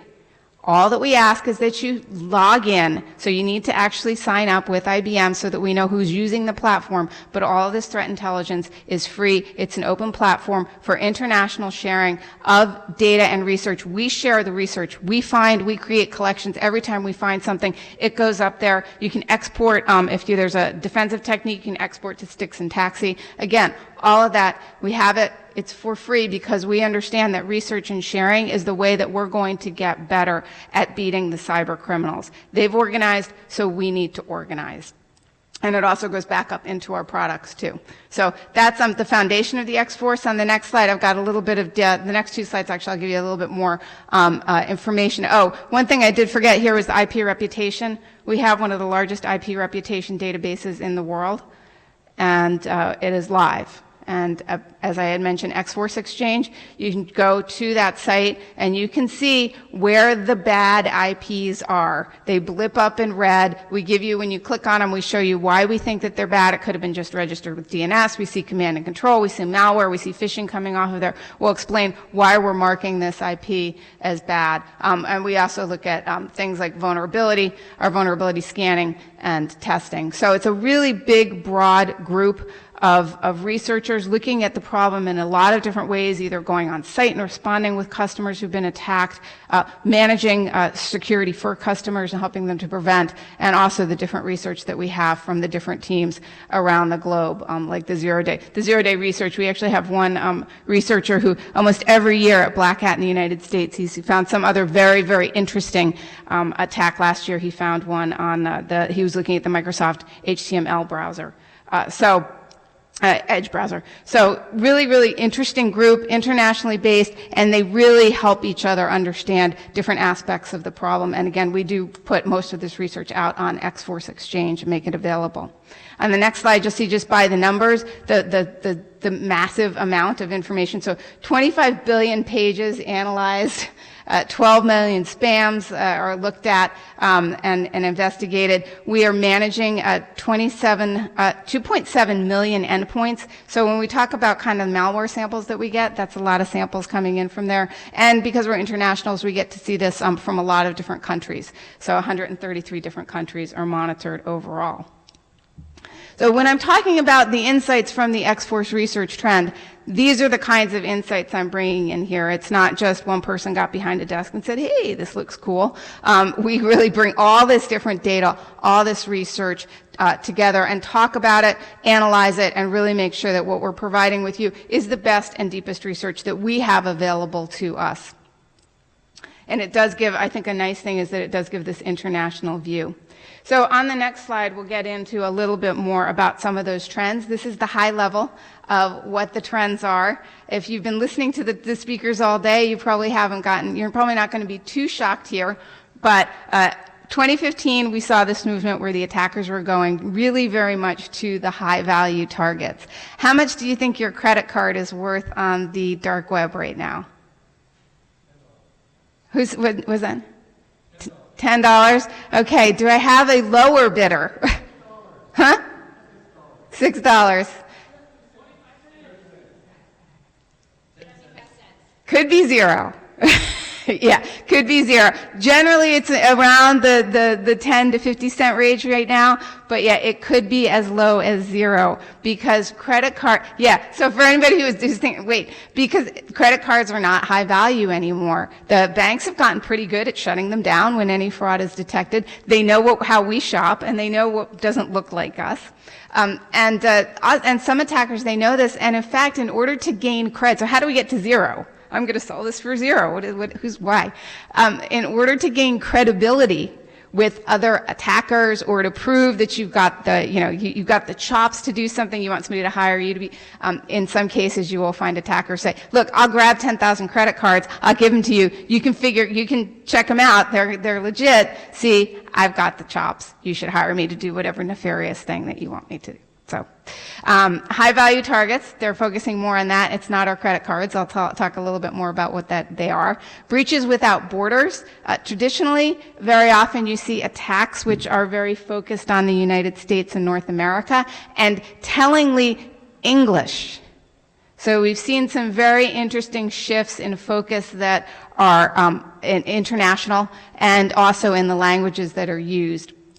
The attack techniques, it's kind of funny. If you look on the right side, it's like, were you guys feeling a little bit like schizophrenic when you wrote this? Because it's like, it's more, sophisticated attack techniques, but then a need for security basics. But they actually do complement each other very well. So sophistication of attacks can actually include the way, not just the technology, but also the way in which the criminals are attacking and what they're doing with the information. I talked a little bit about cybercrime and how they have now organized and are sharing information. And this has become a business model. And 80% of attacks now are due to cyber criminals. But also, they've gotten a whole lot more sophisticated at how they play us and how they get the information back from us. So it's not just a really good fish, and I heard an incredibly detailed, ideal fish described earlier during one of the talks. So it's not just a fish that, quite frankly, you have to be really on your game to figure out as a fish, because they know information about us from what's available on LinkedIn, from what's available on Twitter, from what our colleagues are saying and doing. So they're getting more sophisticated about that, sharing their information with each other, but also, in that sophistication in terms of playing us are things like how they get the money from us. And one big thing is that they figured out how to get us to pay them for our own data. And it's, how often have you thought of ransomware that way? You probably don't, but that's, they're making us pay for our own data. We think, we're unlocking it, but really they figured out how to sell our own data back to us. There's another technique that we actually wrote up on our security intelligence blog, which if you're not a deep tech and you don't want to get into the MD5 hashes and the bits and bytes of malware, we have a blog called Security Intelligence where we post more for the more business level reader, so interested in security, but maybe you're not the analyst at the MD5 hash level. Security Intelligence, we did just post this technique, we call it bug poaching, which is another one of getting you to basically sell back pay a criminal for your own data. But what the attackers are doing in that case is they run a scan, they find a vulnerability, they get into the site, they take the data, and they've got your data, but they're not going to release it. All they do is they send you an email saying, we've got your data. Here's a link to where we've got your data. They didn't lock it up. It's not ransomware. They didn't, they're not going to release it. They're not even threatening to release it. They're just saying, we've got your data. If you want to know how we did it so that you can fix the problem, then you're going to have to pay us. So again, the techniques, as we talk about sophistication, it's not necessarily always they're getting so much better with the technology. So the technology is getting better too, but it also includes the social kinds of techniques and they've got the triangle just like we do of people, process, and technology, and it's also sophistication in people and process. And then ultimately really going back to the security basics, which we very often forget. CIA. Anybody been doing security long enough that just feels, I got some nods out there. I mean, that to me, because I've been doing this and in this field for over 25 years, and CIA, confidentiality, integrity, availability, I feel like if we could just get back there sometimes and have the conversation, do threat modeling, do risk analysis as we take CIA into account, that we could be a lot better off, because a lot of the mistakes that I see are from basically architectures, either a system architecture, a security design architecture, an application architecture, where it just wasn't thought through clearly enough, the controls weren't put into place so that we left these wide gaping holes. Okay, so let's get a little bit deeper into what was going on the next slide with the 2015. Here's our bubble chart.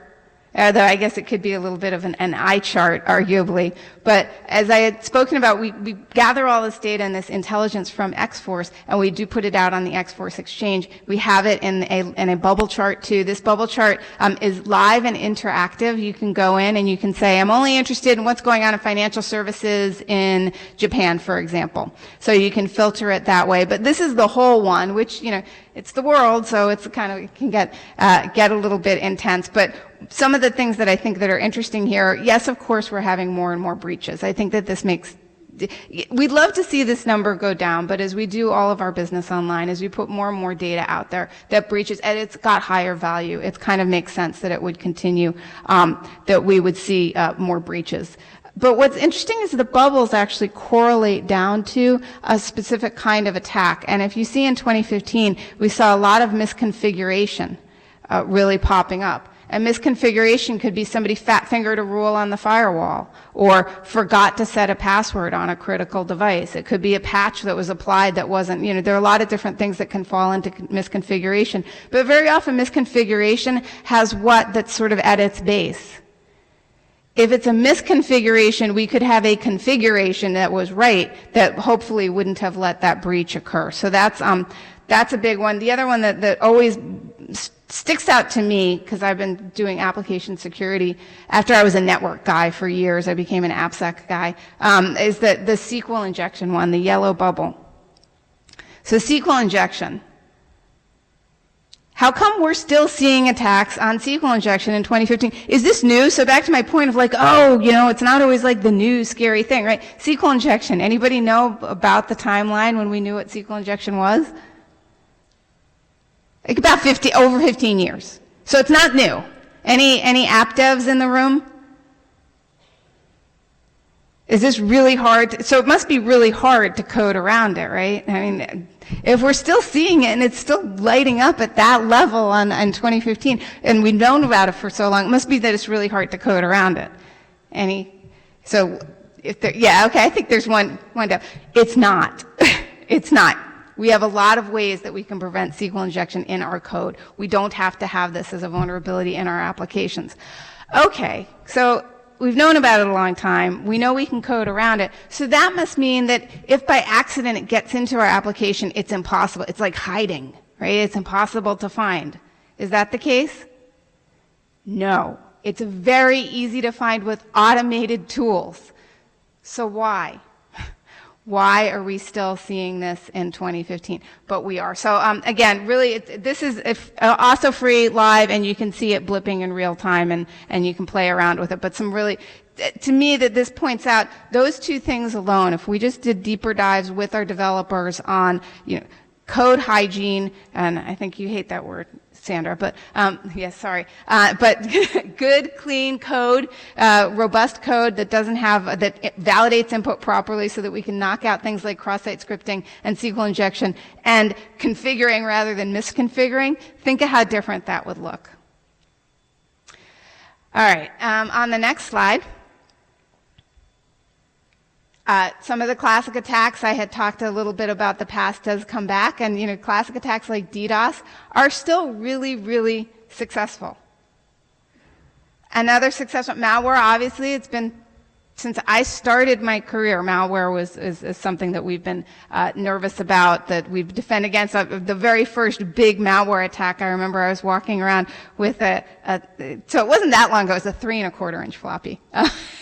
Going from desk to desk, trying to update the system so that the attack that had been written up in the press wasn't going to, with my DAT file, wasn't going to get to my systems. But malware still is a huge issue that we have to face. Phishing, definitely one of the big vectors for organizations that are coming in. And DDoS, one thing that has changed a little bit in DDoS is that we're seeing things like extortion by DDoS. So rather than just DDoSing you for fun, saying, I'm going to DDoS you unless you pay me. So again, basically being smart about getting us to almost sell our stuff back to them, paying them for our own. I'm going to pay you so that my website performs and is accessible to my customers. And then the industries where you see a lot of attacks going on, what's interesting is computer services. Very often, what do we in providers of computer services have? The keys to the other kingdoms. So that could well be why that's one of the top ones. Retail, although healthcare is really coming up quite quickly, and we'll expect it to continue to increase because, as I'm going to talk about, healthcare actually has some of the most targeted data right now. And I think that we're going to see this continued evolution from going and stealing data from sites, and then a continued trend towards not even bothering stealing data from your healthcare provider, just stealing your data and saying, you have to pay me to get it back. On the next slide, we've got some information that'll talk a little bit about that durable data and PII. And durable data is data that really doesn't change, or it's very, very hard to change. So your blood type, how are you going to change that? Your fingerprint.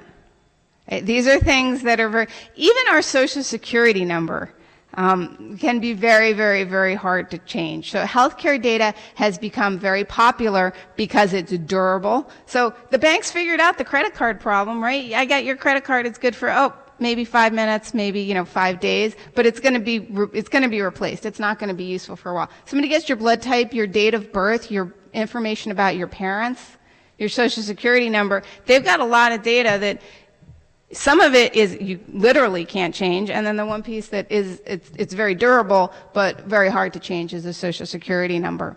And what are they doing with this healthcare information? Well, in one case, and this happened actually to an IBM researcher, John Kuhn, they went and got surgery. The attackers went and got surgery on the medical information, the insurance information that was stolen from a legitimate customer. And again, this is something you can look up. But there was an interview with John, and it's kind of interesting because he talks about he actually had to show that he did not have a scar on his body where the scar would have been if he had had the surgery, to just prove I really did not have this surgery. So one thing they're looking at things like maybe just taking your nice health insurance and going and having free surgery on it. Another one is taking that information that's durable and using it in realms that are outside of healthcare. So going out and getting a mortgage, for example, or going out and applying for new credit. So using it in different ways in financial services kinds of realms. And then looking at the sensitive personal data too, so basically going back to a level of blackmail, the Ashley Madison hack, for example, and then threatening people with, hey, I've got your data, I'm going to release it. So it's not making it just about a company, but making it very personal about you and saying, you need to pay me. And the attackers, they don't really discriminate. They want to know what's going to be effective. So whether it's attacking a company or whether it's attacking individuals, whatever they can make profitable is going to be the path in general that they're going to go into and through. With the DDoS, one thing to note that I hadn't actually commented on before is using DDoS as a way to basically get people to look in another direction. So DDoS as a distraction, essentially. So distraction.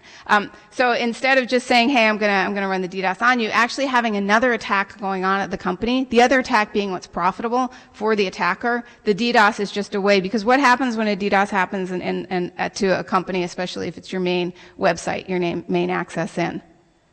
There's a whole lot of where we focus energy. That's how we work. So you'll get a team that's responding to that. There's sort of an all hands on deck fire drill. So that gives some of the cover for the attacker, especially in organizations that don't have a very, very large security team and have to share responsibilities and resources between them. And then cyber extortion too. So I talked about the ransomware, the bug poaching that we found, and I just saw something today on the news that said that some companies are apparently stockpiling Bitcoin because they're just preparing to have to pay off an attacker in the future, which is a little bit worrisome, but that, as I think you've heard earlier, often is their payment of choice. Okay, on the next slide. A little bit of a malware review and an attack review, and looking at some of the ways that they're getting out over the, over and around the globe, because this is really it's not just that there's attackers in one area and they're all going after the United States. We're seeing attackers all over the globe, and we're seeing different kinds of attack groups. So the Carbanak global heist, this one was responsible for billions of dollars being lost. And it was a really well organized, they had a number of different techniques. So when you see the sophisticated techniques, that often means that it's multi-channel, and they're using different kinds of new attack types, but again, not necessarily much more technically sophisticated. So the malware is getting more sophisticated, but also they're getting smarter about the ways that they can get these hacks through and get money out. So in Carbonac, what they did, for example, was they went into people's accounts, they'd throw an extra zero on the end. So say you got $1,000 in your account. If they go in, they'd make that account worth $10,000, throw in the extra zero, then transfer $9,000 out of the account. So you as the user, what do you see? You still got your $1,000. It's all good, right? But they had been able to get $9,000. And they also, so that was one of the techniques used there. They also had this kind of cool technique where they sent money to ATMs at a particular time. So people went to the ATMs, they took out the money, physically grabbed the money. So they had mules to go physically grab the money at the ATMs, so that again, what does that make that very hard to do? Trace and get, you can't recoup that. So Carbonac, for example, one example there, we've got one here that in France where phishing emails were sent to journalists, and the journalists then, because of where they were and what they knew, helped to get the attackers a foothold into an international broadcast network. And a lot of these are actually public. I'm not claiming that IBM we didn't discover these initially. I'm just talking a little bit more about the trends that we're seeing overall. And then we've seen most recently the SWIFT, and this didn't happen in 2015, but the SWIFT attacks that occurred this year, where we've seen some big transfers of money going through there. So attackers all over the globe, different gangs, very often they'll work together, and they're doing a variety of different kinds of techniques to get in and to get at their targets. And they'll continue to do that. It's not going to be just one place that we have to look. It's not just end the phishing, although ending the phishing would help, but knowing that these guys are very organized. They bring in physical aspects, things like the ATMs. They bring in the social engineering, and they will, have people actually work with them, for example, in the ATM example. Okay, so on the next slide, I have talked about the organized gangs. Here's our proof here a little bit about, these are really not amateurs anymore. The UN, I think, put out the study that it was 80% of the attacks are coming from the cyber criminals.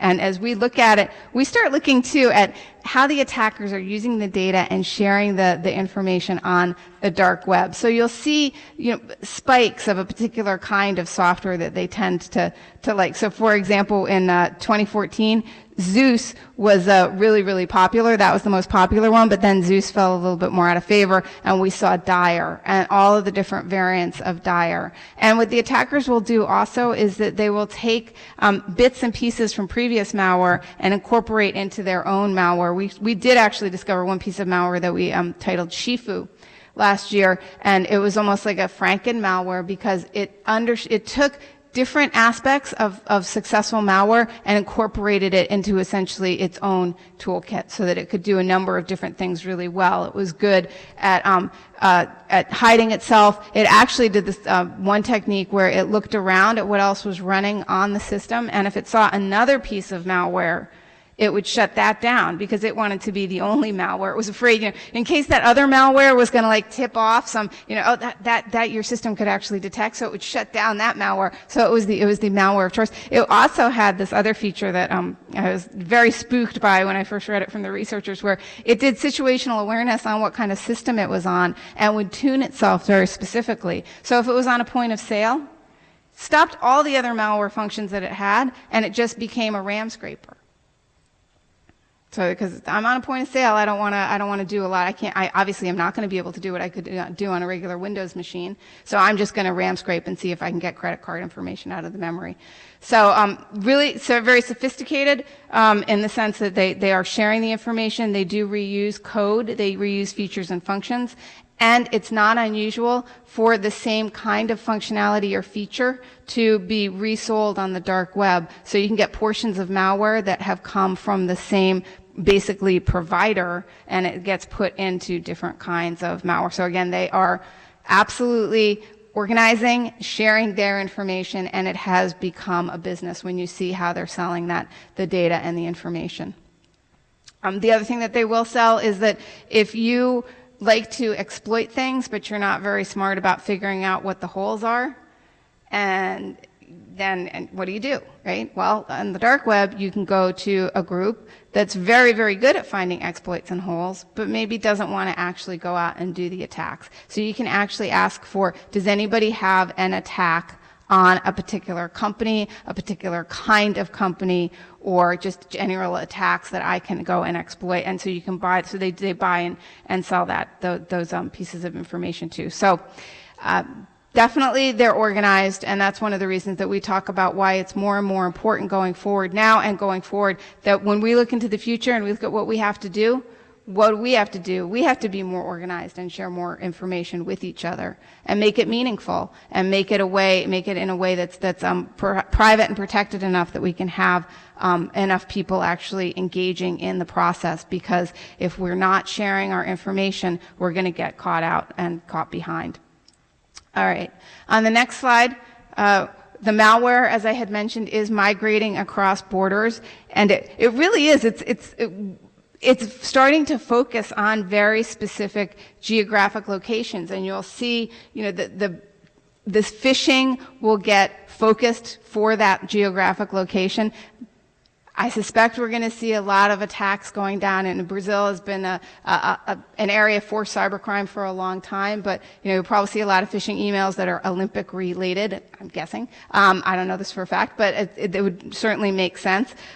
We've seen attacks that will start in one area of the globe, like Shifu. We saw this first pop up in the summer. It was summer of last year. It was targeting Japan. That's why we named it Shifu. And then they shifted, and they were targeting banks in the UK. So this is happening all the time. The malware will shift, and you can see, because they often have lists of where they're going after, so you can see what websites that malware is actually targeted when you get that malware. So that malware sample. So moving it to the different areas, Shifu moved out of Japan. At the end of the year, we saw Rovnex going into Japan. Gozi moved into Bulgaria. So these different malware focusing not just in the United States, but very, very specifically starting to focus in some very tight geos and very specific countries. And it could well be because you start to know, you may need to understand the language of that country. You may need to understand different things related to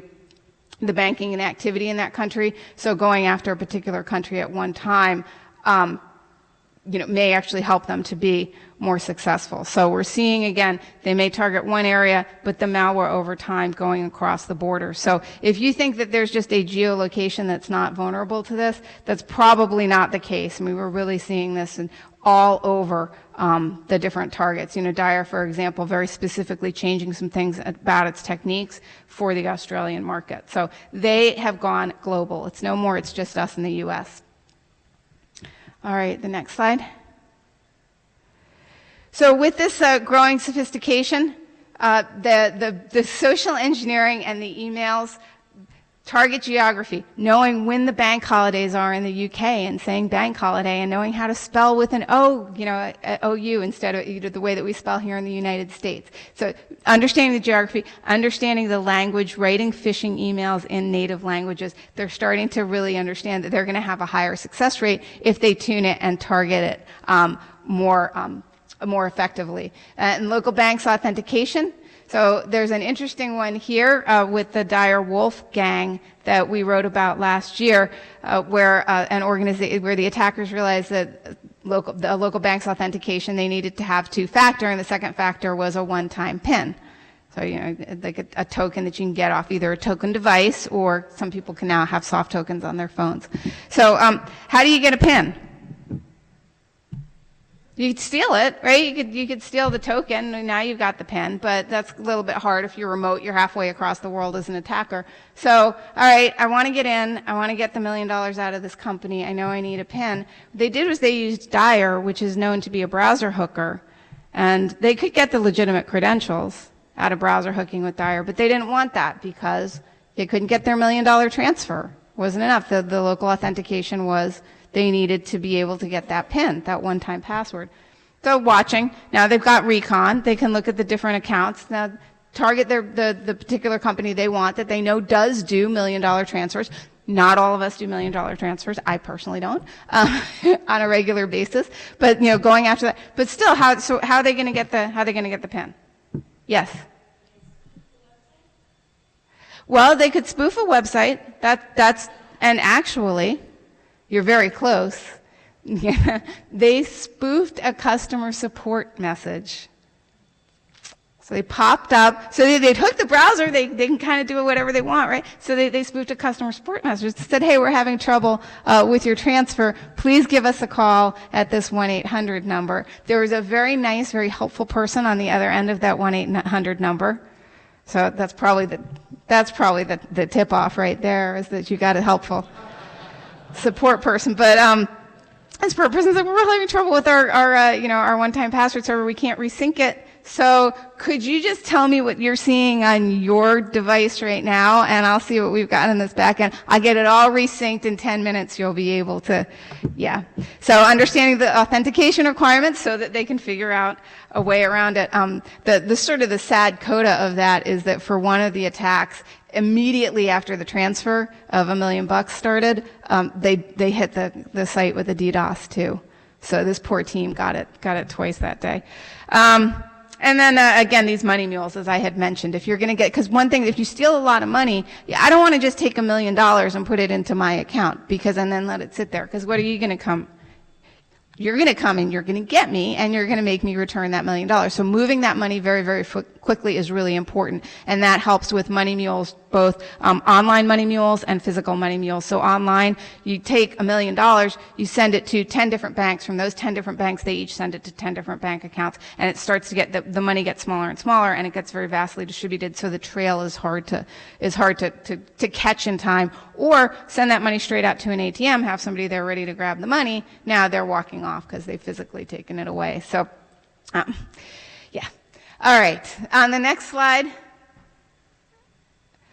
overlay malware. I had talked a little bit about you spoof a site. This continues with that. So the one here comes it's a customer support, but also just overlaying their malware right on top, and it can be really so knowing the authentication credentials. Right, you can just spoof a login. It's your attacker login. The credentials are not going to the website on the back end. They're going to the attacker because they've got this overlay, and they're perfect. It's the naked eye is not going to see that it's an overlay. So it's a similar concept if you've looked a lot at skimmers. And some of the skimmers, the physical skimmers, I almost get scared to put my bank card in any ATM now because they're so thin and very difficult to detect. Similar concept in that here they're getting your credentials before it gets to the back end, but it's by doing this perfect, very difficult to detect overlay to get your credentials. Okay, on the next slide. In 2015, X-Force saw the highest number of disclosed vulnerabilities. Again, not a huge shock that we're seeing vulnerabilities go up, because what have we done in the past 10 years? What have we exploded? Operating systems and applications. I mean, because even when you think about something like Android, how many versions of Android are there at any given time? Right. So, and every version could have an issue. So, and think about all the apps. Also, how many apps do we have at any given time? Can you turn on one of your devices? Can you go through a day at this point without having at least one of your devices tell you that it needs to update and put new applications on there? So it makes sense that we're seeing a lot more of these. And again, actually, Android is one of the ones that's contributing to it. But what does this tell us for the future? We're probably not going to see this slow down. And I think, again, the only way we're going to slow down is to go back to basics, do testing, do secure development in our applications and in our deployments, or we're going to keep seeing this go up because we are putting out more and more. So we can do more than we're doing. We know we can stop SQL injection. We don't have to be launching websites that are vulnerable to it. But for now, what we are seeing again and again is that very often what gets prioritized with our apps, and I mean, I get it, it's a human thing. We're going to get prioritized with your apps, functionality and speed. But we do need to start prioritizing security. On the next slide, we've got that because there are so many vulnerabilities, what can't most of us do? Keep up. It's really hard. So, if you don't have a trusted source for vulnerabilities, I had talked about, we've got one, there are other vulnerability databases that you can take a look at, but get one and make sure that you've got analysts who are reviewing it. And the other thing that's really important about this is make sure that it's getting into your products, because your products are where you get the automation.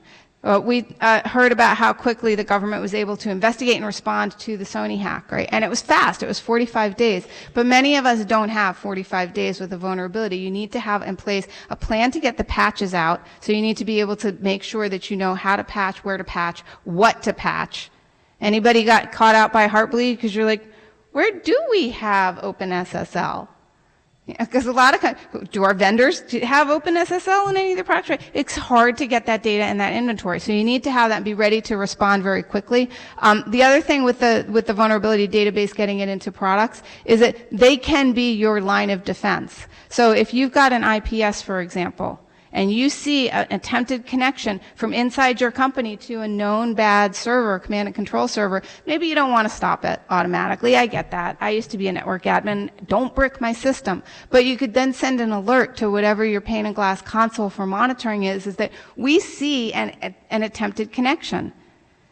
Because most of the time when the malware is getting in, first it's the phish, then it's the dropper malware, and then it's the pull to the big malware. So you have chances within that. As that communication goes out, if you know what the vulnerabilities are and where the bad IPs are, you can watch and alert and hopefully stop that activity before you actually get a download of the malware into your system. And also patching, because patching is really, because we're updating our apps all the time, so we need to patch them all the time. Okay, the next slide, please. If we could please just focus on the basics, that's really the look into the future, is that we're going to see a continued increase. We're going to see it all over. As we look at IoT, we're just going to have more apps, more platforms. It's going to be custom software. We're seeing a lot of custom operating systems going out onto our Ts. And by Ts, I mean our televisions and our cars. And think about even televisions, right? Televisions now have, they have cameras on them. They have microphones so that we can voice control them. Think about how many places that we deploy televisions in a corporate enterprise environment. They're all over our conference rooms, for example. So those Ts, they have custom operating systems, and they get hacked, and there have been instances of already attackers are going after the Ts, the things in IoT. This problem will continue to get more intense. I'm going to come up here with a bigger bubble chart and with more vulnerabilities next year, unless we all get together, we start sharing information, we get a better way to bring in the threat and intelligence information so that we can deploy it through our companies, and most importantly, that we really think through where the security risks are. If we go back and we say, CIA, about all the new devices, all the things we're bringing into the company, we run a threat model and we put in mitigating controls or different processes, this can be a different picture. We're smart. You guys are smart. We know how to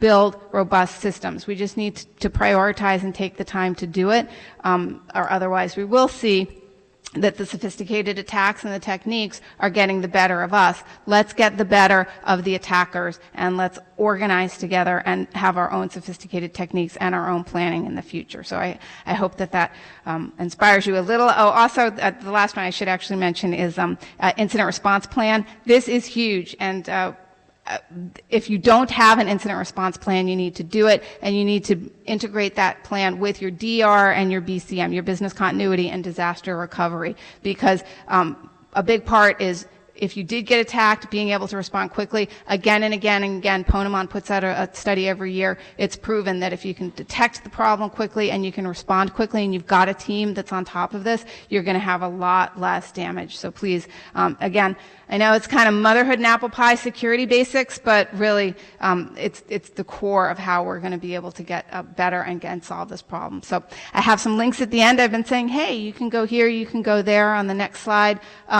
Here's actually the list of the things that you can, okay, well, Oh, there we go. Okay, so there you go. This X-Force Exchange of which I've been speaking, there's the link to go out to the X-Force Exchange, our webpage that's got more information on X-Force and our research. We also put a lot of our research up in YouTube. And security intelligence, again, if you're not into the really deep tech, but you want to get a handle on what kind of malware is emerging and the techniques that the attackers are using, we have this blog that's available too. So I have one slide on the end there that is all the legal disclaimer that I need to show you. I am grateful for your time and your attention, and I hope that you found some value in this.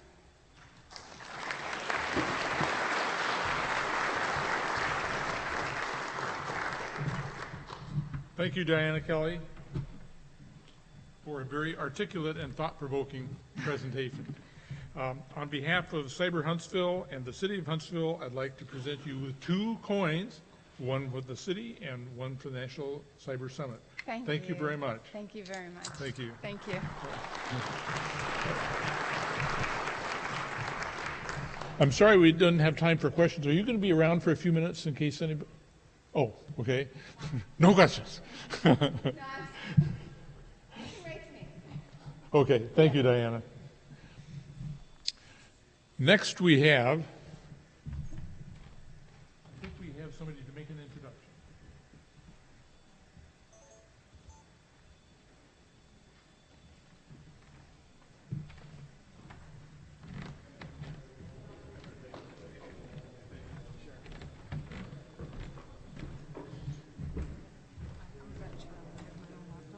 Oh, you're going to hook up? Okay. You got a VGA?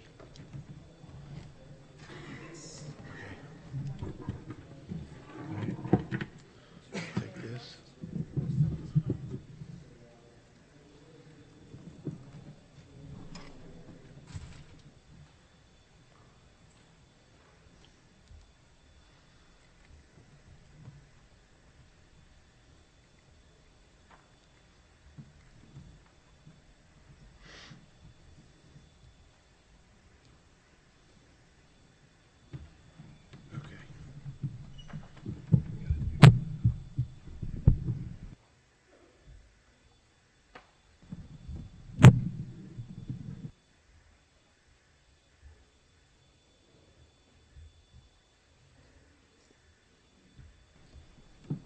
Got it? Okay. Well, good afternoon, ladies and gentlemen.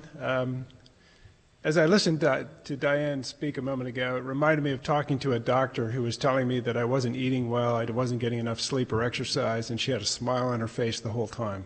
I don't know if you got that impression that somehow all the disasters in the cyber world that she was recounting are things that we live every day, and that somehow we still continue to survive. But I thought it was a great lead-in to our next speaker. Nadia Bartal is a vice president and cybersecurity strategist with the Utilities Technology Council. And what she's going to share with us is some of the stories that affect us personally, because she's talking about the clients that she has in the utility industry, which means it affects all of us, as well as those of you who are vendors who are wondering how you might offer your products or services to the utility companies. She is an advisor that many of the utility companies come to seek advice and help understand how to respond to the incidents that they see. So without further ado, I'd like to introduce Nadia Bartal, and I'm sure she'll entertain us for the next hour or so. Thank you very much, Eric. Good afternoon. I realize I'm the only thing between you and happy hour or dinner or something, so I'll try to be as entertaining as possible. A couple of words about Utilities Technology Council. We're a nonprofit industry association working with utilities, electricity, water, and gas. We operate in the United States. We also have offices in Canada, Europe, South America, and Africa. And my job is basically an industry resource to the utility and vendor members of the association. I run our cybersecurity programs that include anything from education and training to a little bit of advocacy, standards work, and a little bit of advisory services. We do a lot of events, we do a lot of education. And I talk to utilities a lot, either in a peer-to-peer knowledge sharing environment or just on a one-on-one, so what's going on, how can I help? So this presentation is based on those discussions. I will also be sharing results of our security and supply chain survey. And mostly I'm trying to tell a story where security in the utility space came from, where it is today, and maybe a little bit of prediction into the future. So an obligatory scare them slide, although Diana did an amazing job. What's important on this slide is that it starts from Stuxnet, which targeted an industrial control systems environment, and it ends, at least for now, with the Ukrainian hack, which is, in case it was mentioned earlier today, but in summary, on December 23rd, 220-some thousand people in Ukraine who got power from 3 different distribution utilities that were not geographically connected, lost power for about 6 hours. 6 hours in the grand scheme of thing, anybody in the utility space will tell you, is not horrible, it's manageable, it's reasonable. They were able to bring the power back up, but what we understand now is that they're still not, customers are getting power, but utilities are not operating under normal circumstances. Their luncheon speaker told us that they went back on manual operations. They're still partially in manual operations. There's a number of very good reports out there about what exactly happened, but it was a well-coordinated attack on all 3 utilities, and it's the first one of a kind, so the world is now different because it's been demonstrated this can be done. At the same time, we have the Internet of Things happening. This is a Cisco estimate that by 2020 there will be 50 billion smart objects connected to the Internet. Some of these objects, as you see in the graphic, are something that utilities do, right? It's windmills, it's the light bulb, it's all of those devices. And I'm fond of saying that utilities have been running the Internet of Things for many years. They just didn't know it was the Internet of Things until the marketing people told them. So, a little bit of a story about how this all started. The graphics you're going to be seeing are illustrative. Things are much more complicated, but this is a simplification for the sake of a story and communicating it. There was no grand plan. This all just kind of happened organically as the networks and the industry evolved. So first we started from a proprietary, standalone, very happy industrial control system, but not really, because utilities all operate in a geographically distributed environment. So there is the mother unit, and then there is field sites, and somehow they need to communicate, because guess what? You need a communication network to actually run the grid, run and manage the grid, or the water system, or a pipeline for that matter, or a transportation system. So in order to communicate, there is some sort of network going on in between, and we call it a WAN. And then separately, not connected, utility needs to do the business of utility. They need to do billing, they need to do customer service. Utility employees need to communicate, so there is an IT-based network, and we call the green side IT in the utility or enterprise network, and the blue side with the gray one in the middle we call OT, operational technology. And that's important because I'll be using these terms. And then, of course, somewhere in history there is a big cloud of the internet, and you need to communicate with other companies for business. I'm not saying anything anybody doesn't know. Oh, it's really convenient to work from home, right? You know, what I do can be done from anywhere in the world. I really don't need to come into the office other than to see my coworkers and to interact with them in a face-to-face environment, but not necessarily. And many of us live in the same world. And then the vendors who were working with those in those OT environments also decided and were allowed to not necessarily update them in the physical, physically touching the devices, but they were allowed to do this remotely.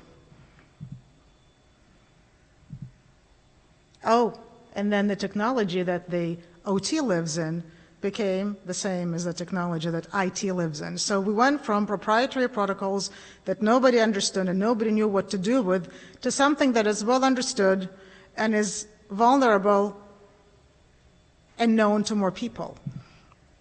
And then, of course, those, people who are remotely connecting live in their own some sort of a network. And then a very interesting thing happened. The business needed the data that was generated on the OT side. There are loads and loads of data that we now use as consumers that need to somehow make it from OT to IT.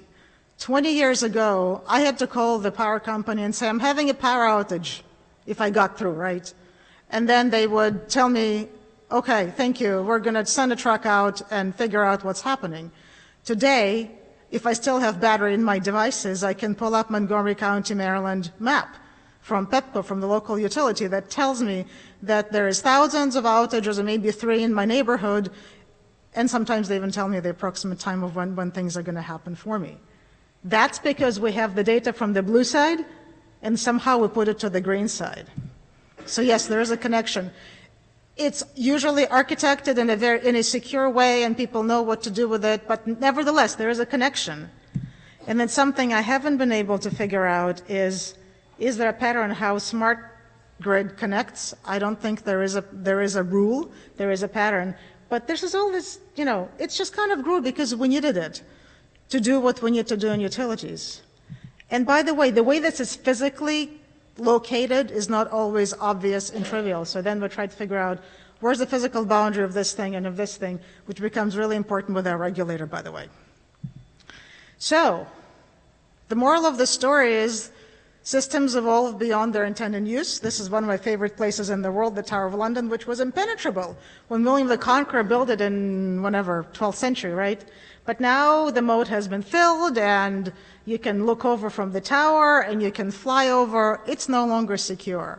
And some of this has happened with our systems and how we build them. And this is not unique to utility space, but I find this metaphor really powerful, especially when I speak with utilities about it.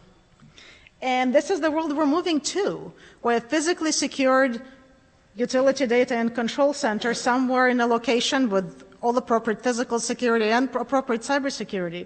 But then there's a whole bunch of physically exposed devices, and in this brave new world, who knows where is IT, OT, and oh, by the way, physical security systems are in that mix too. But guess what?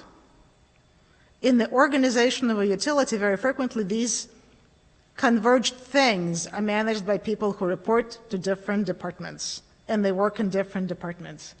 And it's taken years to get to a more converged environment, and it's still taking years.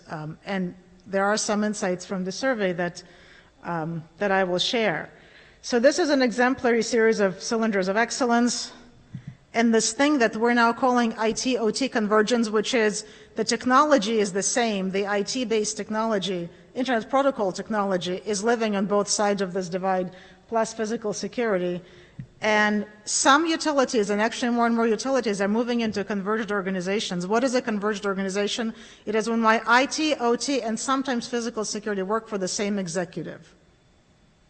Or maybe there is a matrix person that manages cybersecurity throughout the utility.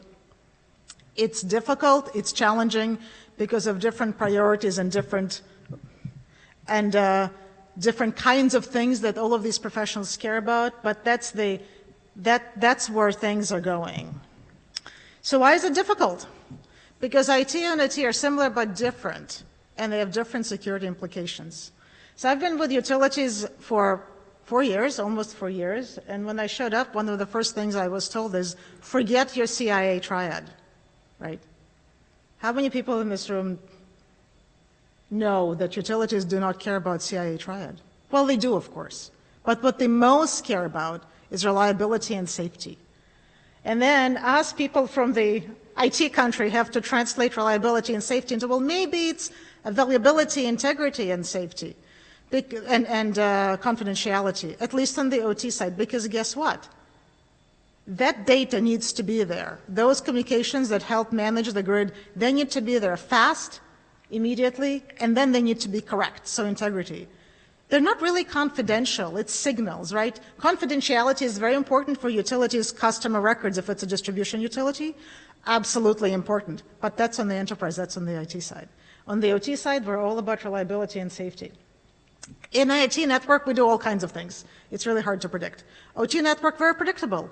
So limited number of things it does, people it does, and you know what it's supposed to do, and you actually can tell when it's doing something it's not supposed to do. Somebody just needs to be watching. In OT, we do not throw anything out until it's broken or it's really heavy and we need to move it. So those smart meters going in today, they're going to be there for a while. Maybe not 40 to 60 years, but for a while. In IT, 3 to 5 years, right? Lots of users in IT who come and go frequently. In OT, there are much fewer very well-defined users, which make some of the management aspects of it easier, but then because of what they do, it makes it more difficult.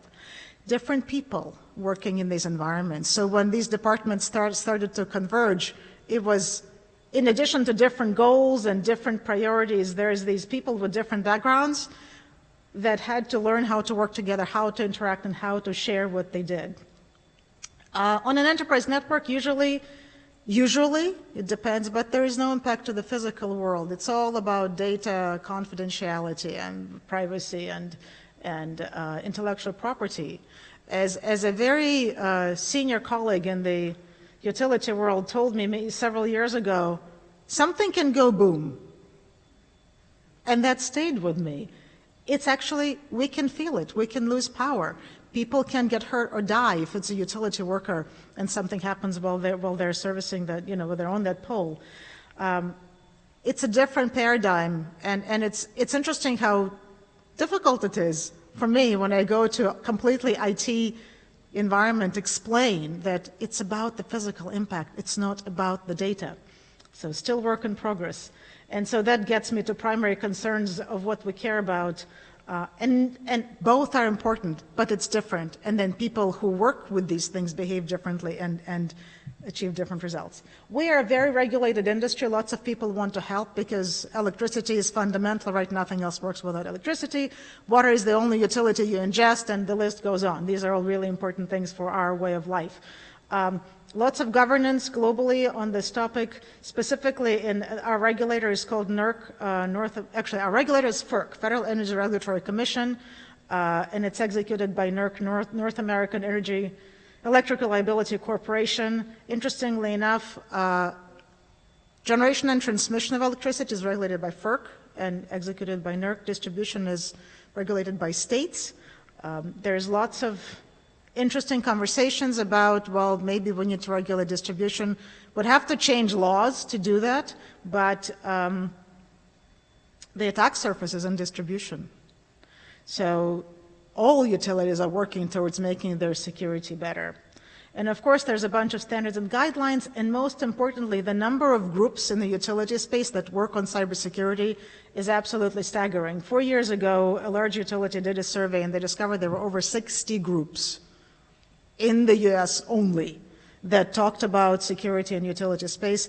I run 2 of them. I'm sorry, I contribute to this mess. But that's a testament to how much the industry wants to collaborate, interact, and get better. And it is getting better. So, this is actually a quote from a utility CEO. But it's happening in the world, right? Even a theater company is an IT company now, because in order to be in business, they have to sell tickets. They sell them online. If they only sell through the box office, it's much more difficult, and they probably won't sell enough. So utilities all used to be in utility business, and they happen to use information and communication technology. Now, many of them realize, and some have not, but this is what is happening. They're an ICT company that happens to be in the utility business. But guess what? ICT may not be their core competency, because ICT means you create hardware and software and then you implement it in your environment. So suppliers have become increasingly, ICT suppliers, increasingly important in the utility ecosystem. It's a relationship that makes our infrastructure work, and it cannot be reliable, safe, and secure without that relationship. And that's a really important change that happened over the last, I would say, probably 10 years. So to see what was happening today and how we might look into the future, my organization decided to do a security survey, security and supply chain survey, because suppliers are very important, those ICT providers. By the way, it means product, services, whatever is out there. And we did our first but annual survey this year. So this is intended to happen every year. We asked 29 questions that took 15 minutes to answer. And after an experience this year, we decided to dispose of free text inputs because people either didn't put anything there or they put all kinds of interesting things. These are examples of questions. So we asked about governance, policies, training, spending a little bit, and then we asked about integration of security into procurement and into enterprise risk management. What I have is a brief overview of some findings, and if you want to know more, talk to me after, please. There were some surprises and some disappointments. The first piece of information I wanted to show is we asked where is the topmost security individual reporting? And the good news is that very few of them report below sea level. So this is, by the way, based on 50 plus answers from our member utilities, which is a pretty good response rate. We were targeting less, so we're very pleased about this response. So a small fraction of them reports below sea level. That's the good news. The not so good news is that the majority of them still report to the CIO, and that creates a conflict because if you're supposed to check on what your boss is doing, you may be a little reticent about checking, and it limits your ability to make a difference. The good news is that there's more, and this is somewhat anecdotal since it's a first survey, but through conversations we know that more security individuals, which sometimes has emerged physical and cyber responsibility, report to CEO or COO or CRO, which is where we believe things need to move. This was a pleasant surprise. We asked, do you have security policies? Are they in development, in place, board approved, or do you not have them? There is no, we don't have security policies on this slide, because everybody who answered either had them in development, a majority of them had them in place or board approved, which is pretty good. And different colors on the slide are different types of utility ownership. Very clearly, the larger the utility, the higher the chance that there's a board of directors member who focuses on security. All the way to the right is the largest utilities, and as you see, more than 50% of the folks who responded actually have a board member who focuses on this. And then it's less, but again, this is probably a trend towards this that we're experiencing, and there'll be more of this in the future. We asked, what risks do you perceive as greatest for you today and in 3 to 5 years? And we gave them a bunch of things: personnel, technical, regulatory, supply chain, hostile actors, complexity, and funding. And what's interesting to us is that the line is pretty flat in the grand scheme of things, and also that there's no perception of a different set of risks in 3 to 5 years from today. So it's either people truly expect this to be more of the same, or they're so overwhelmed today they don't know what to expect. But we thought this was a pretty interesting finding. Finally, and to great chagrin of us security practitioners, myself and my colleague who work at UTC on cybersecurity, security spending is still driven by compliance and probably will continue, but we don't like to admit to ourselves that that's the case. As you see, there's a clear pattern here. Although we do know from some of our CISOs and CISO-like individuals in our membership space that compliance is a great catalyst for discussion about security, but then they're able to have conversations about security with their executives based on that catalyst. So that is the good news here. So it's a lot. It's an important industry. It provides the basic services to us as individuals and to us as businesses. How are we trying to, I'm not going to say fix it because we can fix it, but how we're trying to make it better and improve it for the future. And this is not so unique to utilities. We collaborate. I observe the learning that UTC members do when they engage in cybersecurity, and the best learning that they can experience is when we have a collaborative working session where people come with their problems and they share how they solved them, what mistakes they made, and they're able to learn from each other that way. Yes, they like when their association brings information to them. They like hearing from the best minds in the industry, But I think the best learning is, have you experienced this? How did you do this? And how did it work for you? Please help me learn from your mistakes. And then there's 60 plus of these groups, right, that I talked about earlier. We educate. We have a huge shortage, as you all know, especially being at this event, of cybersecurity practitioners. In the utility space, it's special because not only we don't have enough cybersecurity practitioners, but we have those special systems, right, that OT stuff, that they don't teach in school. Almost anywhere, very few places. There's actually a professor from a school that teaches it here somewhere. I ran into him earlier today. So we need more education that utilities can take advantage of. That is what we call a converged IT/OT education, when they're taught cybersecurity, but how it affects both types of systems.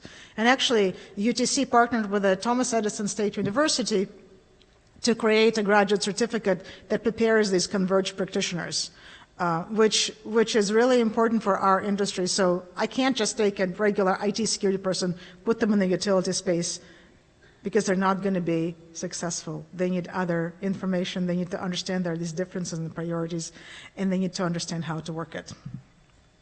Yes, we regulate.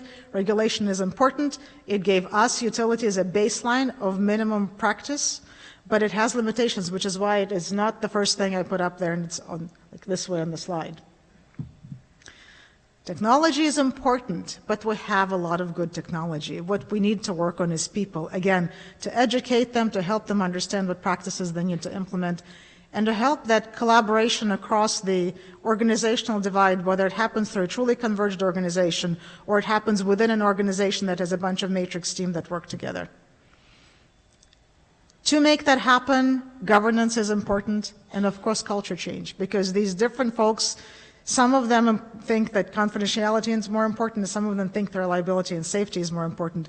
They're not going to work together unless we help them. And of course, there's always that regular user in customer service who might click on that phishing link, and then who cares what security you have? Because that actually is how the Ukrainian hack happened. This is how they got in, through phishing. And of course, we do that through people, process, and technology. So I appreciate your attention. I think, do we have time for questions? Maybe? We don't have to take questions. I know happy hour is next. But that concludes my presentation.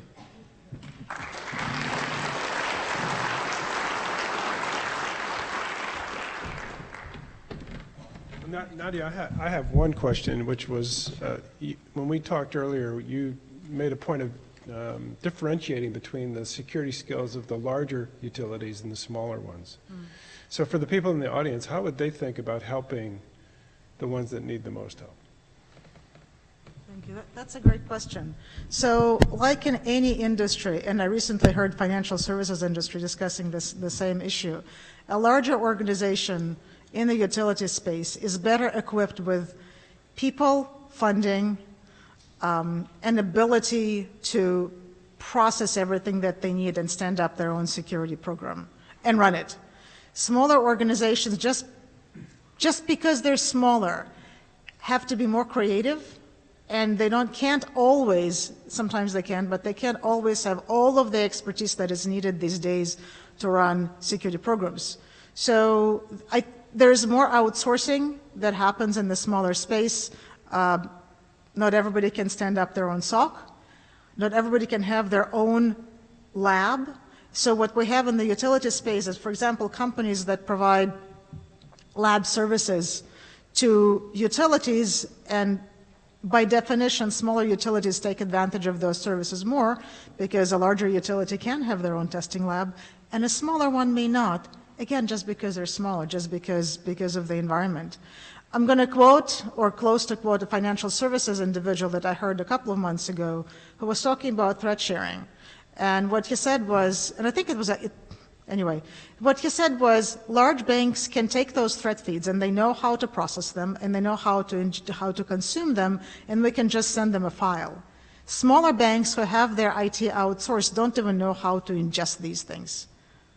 And I think it's a operational difference between differently sized companies. It doesn't mean that smaller companies have worst security programs. As a matter of fact, I've seen some small utilities with first-rate security programs, but they know what services they need, and they know how to acquire them to make their programs whole and to make their programs as sophisticated as larger companies.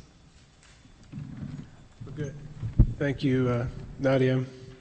I know you've come a long way to share all this with us. I've been asked by the City of Huntsville to share with you a coin given by the Mayor of Huntsville to thank you for your time, and also by the Cyber Huntsville team here who sponsored this conference. So thank you very much. Thank you very much.